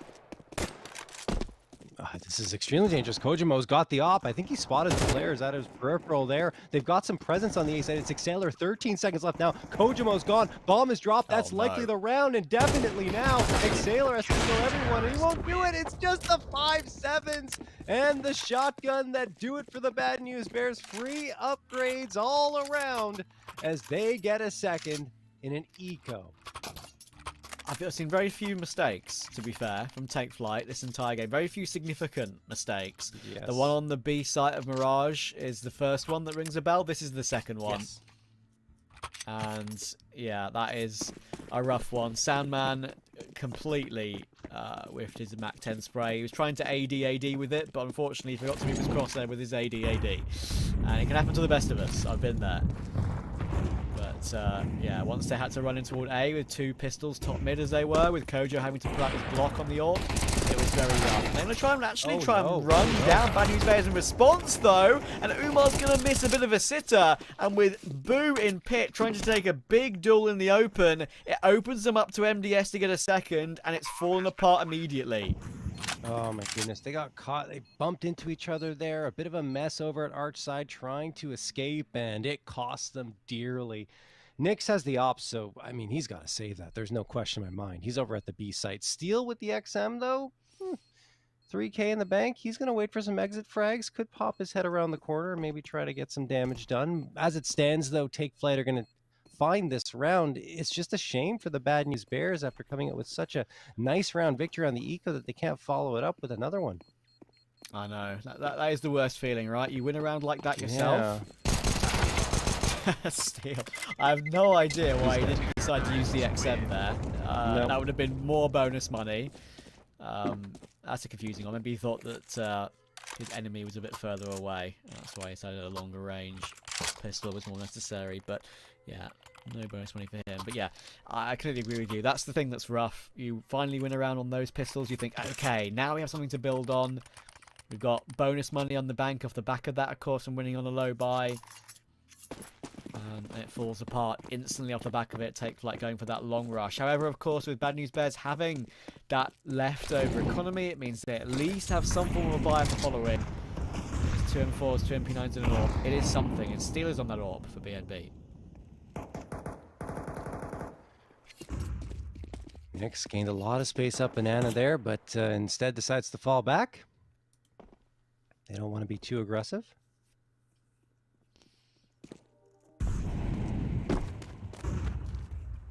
.122 on the clock. Take Flight. See that smoke go at the bottom of Banana and say, you know what? That A site looks mighty tempting, even though they've had their troubles getting through bracket because of that crossfire. It hasn't troubled them enough. Prevent them from getting the round victories. Flashbang going to get tossed here from the field to open up some space. He's got the AWP. Don't see that very often. And he is smoked off. So Take Flight should be able to slip on through here. 3 players moving in towards lane. That nade does a decent amount of damage to Gabe. Not that much MDS. Umar connects on the frag, though. Throws the smoke for himself. And will hide behind it while Arzu gets deleted and then Steal as well. Umar managed to get one before falling himself. And now Boo and Nyx are the last 2 standing, and they have to rotate all the way around from the B site. And Nyx is already here, which could help if he finds a quick frag. Yeah, he needs it now. Gabe on site. Kojo dancing on the smoke along. In comes Nyx. Oh, that's just so annoying. The fact that Gabe got into that smoke. Yeah, such an annoying timing. But now, even though he got that kill, it's very awkward. May have hit a dink on Kojo, but that's a beautiful shot from Kojo on top of the default box from pit. very clean and take Flyte a 7-2. I feel bad for Umar. Did a great job in pit, playing that nice off angle on top of the barrel where you can see over the truck now, of course, into short. That little sort of headshot angle that is probably be rarely pre-fired in the early days of CS2. And it was obviously not really a thing in CSGO. And yeah, it just makes it all the more rough for BNB's money and their buy in the next. Yeah, no question. It's not just the shot from Kojimo that's great, it's his movement, which has been fantastic throughout all 3 maps. But with the AWP, you have to be a little more mobile. You can't be holding those angles as much, and Kojimo is putting on quite a clinic and showing how it's done with the AWP on CS2. 7-2 in favor of Take Flight, looking for their 8th now, and again, it will be up against the Pistols. They flubbed it last time. See if they can pull it together on this round and prevent the Bad News Bears from getting another eco round victory. Albeit they did invest a little bit more into this round, but they can because they had the $3,400 loss code. Indeed. Not many rounds left in the half, though. Oh, Oman, what is timing like? That is unfortunate. Did they just double nade that smoke? Yeah, I think so. Was it a spray and a nade? It might have been a spray and a nade, but either way, it was well done. Poor old Umar. I think he's got a god tier play here. He's going to try and pick them as they've got nades out. And just gets utterly demolished. Oh, is ours just going to get spotted here by Exhaler? Yes, it is, and it's gone. Exhaler makes it a 5v3. MDS, unbeknownst to him, has 2 players staring down this direction. He's going to have to be very, very careful. Boo can't expect the shot. Neither can MDS, so Boo gets a second chance and won't miss it. But it's still 2 players, positions known now, which means Take Flight are likely going to push their way into the A site. Steel is holding the apartments with the Mag 7. Nodding up and down, making sure that he's ready to flick in either direction here. I think Steel's got a good chance. There's one. The second as well. Maybe the third. No, denied. Kojimo burns the finish. Even crisp. 2v2. Still a chance for the Bad News Bears to pull off another eco round upset. Yeah, and there's a great chance there to actually stop the bomb from crossing. This is almost impossible to cross right now. That's where Nyx is. There we go. It's a freebie. So much damage done by Boo on long with that recovered AK. So many factors in this round causing Take Flight issues. But Sandman can still clutch this. Boo on long. He knows there's the possibility of an apps player. He checks for it, but the double headshot comes in with the MP9. Brilliantly done by BNB. And I was talking about the factors that went into winning that round, right? The fact that Boo had that AK from MDS giving it up for free on B. That's what did all the damage, and the time wasted to cross the bomb onto the site from pit by Steel, getting 2 kills in apartments. Took so long to actually get the bomb onto the site. Had to smoke the apartments molly as well. So many factors led to Take Flight's demise there. That's a really good spot to play the Mag 7, honestly, from Steel. Just 2 quick frags. They had no idea. That's why they're just trying to adjust and figure out what the heck is happening at that moment. They're jumping around, panic. Steel took advantage of it beautifully right before going down to the Molotov. And yeah, that was the difference maker, no questions asked. Still, it is a 7-3 lead for Take Flight. Quite daunting. Double op is back out. Nyx and Umar quite effective with it on Mirage. Want more of that success here on Inferno.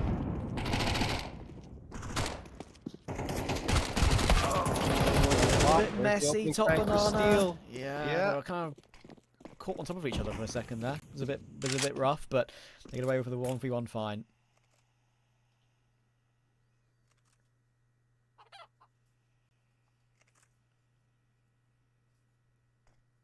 All right, still 3 players here for Take Flight. They've got the Lurk and Exhaler over at A. And I think if they wait for Exhaler to perhaps get one frag here, or at least make some noise towards the A site, it could help. But the fact that he's gotten into bracket pretty much undisturbed could even trigger a full-on rotation. You already see the bomb moving to the back lines here. And I think he's just to try and make some noise, convince the Bad News Bears that the rotation is on. Exhaler throws a flashbang, and we'll back off. It's a B hit. 32 seconds left. Gonna be a big one. The M4, nice peek from the AWP. Nix gets one, goes to trade, and look at this. They're about to swarm the AWP coming in now. Gabe's on top of the coffin corner, and I think he was out of bullets on the AK, but makes it happen with the Glock anyway. Great job from Gabe. He had a very, very poor Mirage, but he's now top fragging for his team on Inferno and looking great at 13-7. Respect to him for turning things around. And now Umar and Arzu are left in a very tough situation. This is more like impossible. Umar tries to free fire the corner, goes for it again, but gets taken down as Arzu goes down to Kojo. And that is 8 confirmed for Take Flight. Could even make it 9 as well, because look at the money on BNB. Yeah. I mean, imagine if you're Knicks just chilling out at a coffin, you know, relaxing, waiting for contact, and then Gabe jumps up in your face out of nowhere with that peeker's advantage. It really can be scary. Almost jump scares coming your way in those situations. And yeah, fantastic. Like you were saying for Gabe, overall a fantastic round for him. Great map as well. 14 frags now, 8-3 for Take Flight, looking to make it potentially 9-3 in this last round of the first half of action. Look at the aggression from Steel though. He's got a teammate behind him as well. There's one. Could be a second on the flank here against NBS. That is gone. The Taylor teammate. Steel cannot be killed. He's got Boo supporting him as well, and it's only Kojimo in a 1v3. They're overloading him with bullets. 3 HP left. And well, now 0. 4th round pound for the Bad News Bears as we head to the halftime break.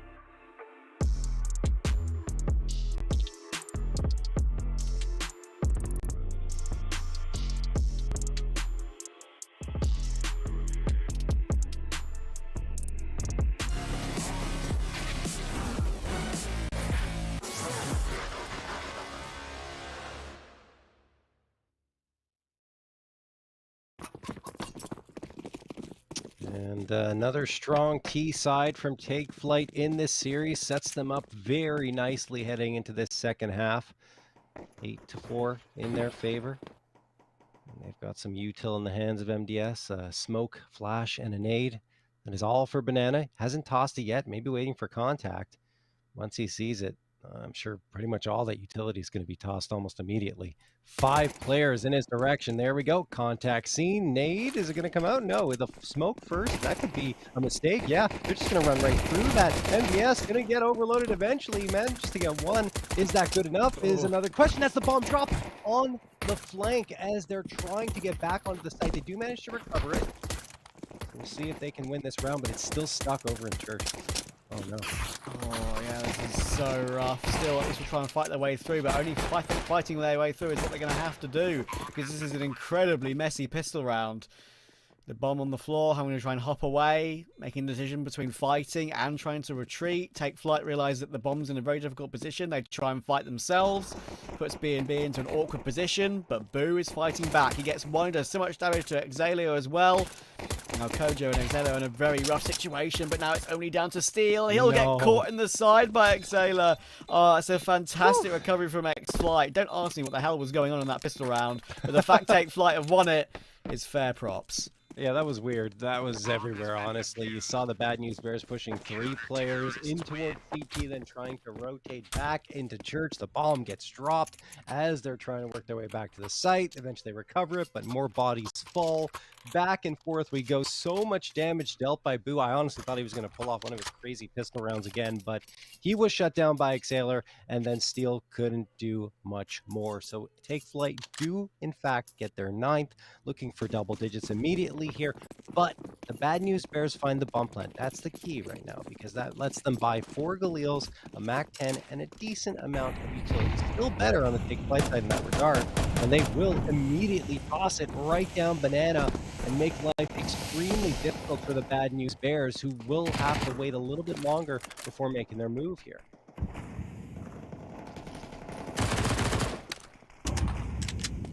So many rounds being extended here over at Banana, back and forth through that smoke. It's kind of now or never, it feels like, for BNB. If Take Flight can overcome this force buy, this Galil laden buy, it can be so strong. Winning it with just the 2 MP9s and the UMP as well. Be huge. Xayla trying to maybe line up a prime, right click, nade into the smoke. Umar's so done.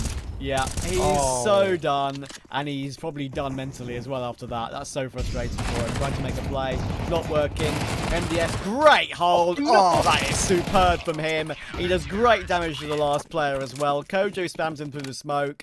That is superb from MDS. Slow and quiet map from him, but when he needed to step up, he damn well did. Oh my goodness, wow, just incredible. Yeah, from MDS, you're right, slow map, but 3 well-placed shots to the heads of the Bad News Bears with that MP9, and not to mention the one not the one reason, but one of the reasons that I love Counter-Strike 2, the smoke physics. I mean, the fact that that wouldn't have happened in Counter-Strike Global Offensive. You throw that nade, yes, you might do damage, but you don't know the player's there. Instead here, Umar, not expecting nade to be thrown, thinks he's safe in the smoke. Nade comes out, smoke blown away, and he's completely stunned and unable to do much of anything. Well done by Take Flight, and Gabe gets the opening frag as well, burning up and mix over in his Molotov. So, man advantage found. Take Flight looking for an 11th here, and it feels like it's gonna happen. Never know, though, with these ecos.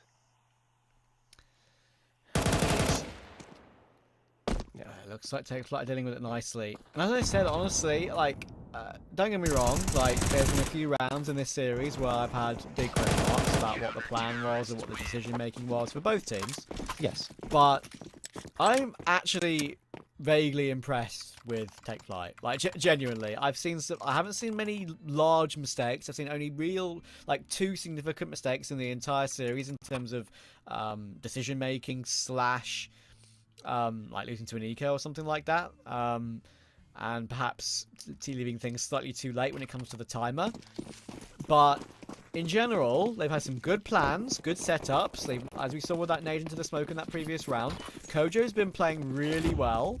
And whenever he has support around him, it feels like the support is also playing well. So, respect to Take Flyte in this series. And they're doing even more damage in the following round. Gabe, the UMP, gets a kill. We're seeing a few more UMPs today, which is maybe a little bit surprising considering how good the MP9 is. But they're making it work for them, and they're just 2 rounds away from taking their second win in ECL this season.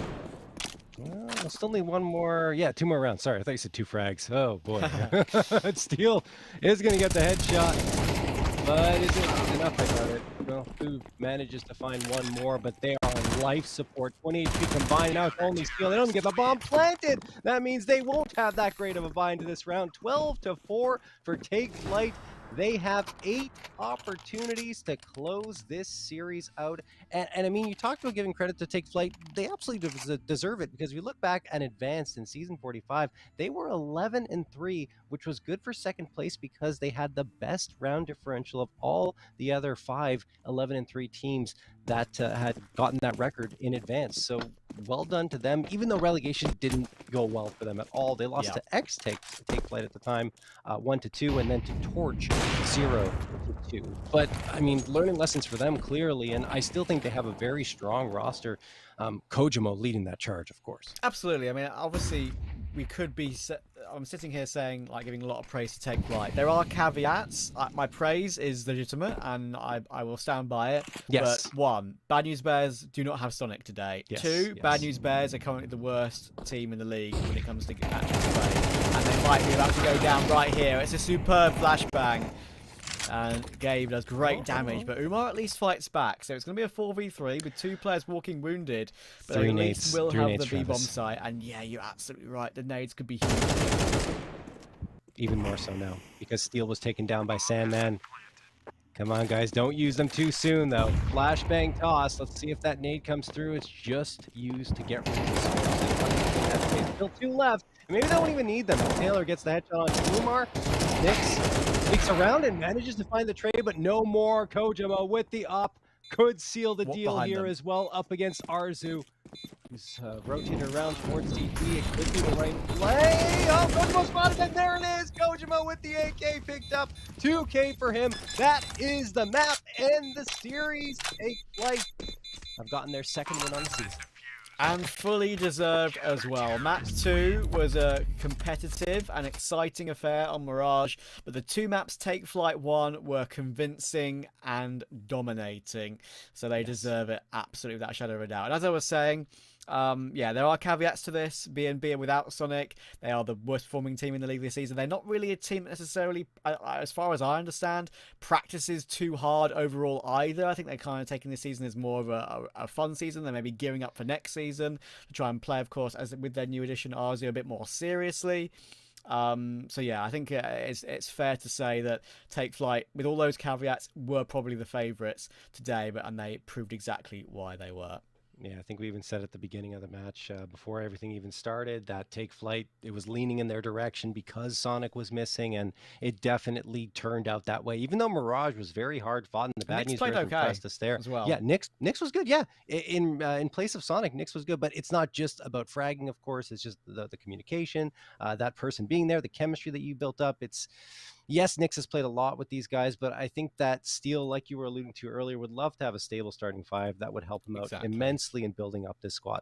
Anyway, that is going to do it for us tonight here for Challenger League. Again, Take Flyte, they go to 2-2. A lot of promise on that roster. We'll see if they can continue that momentum moving forward. And the Bad News Bears, their playoff hopes are done now with a 9th loss on the season. They still got some matches to play to maybe prove themselves a little bit, but we'll have to wait and see how those play out. I am JRT for Travis, who thank you so much for joining me from across the pond. Very late for you signing off here, but it was a pleasure. And we will be signing off now, guys. Have yourselves an awesome night.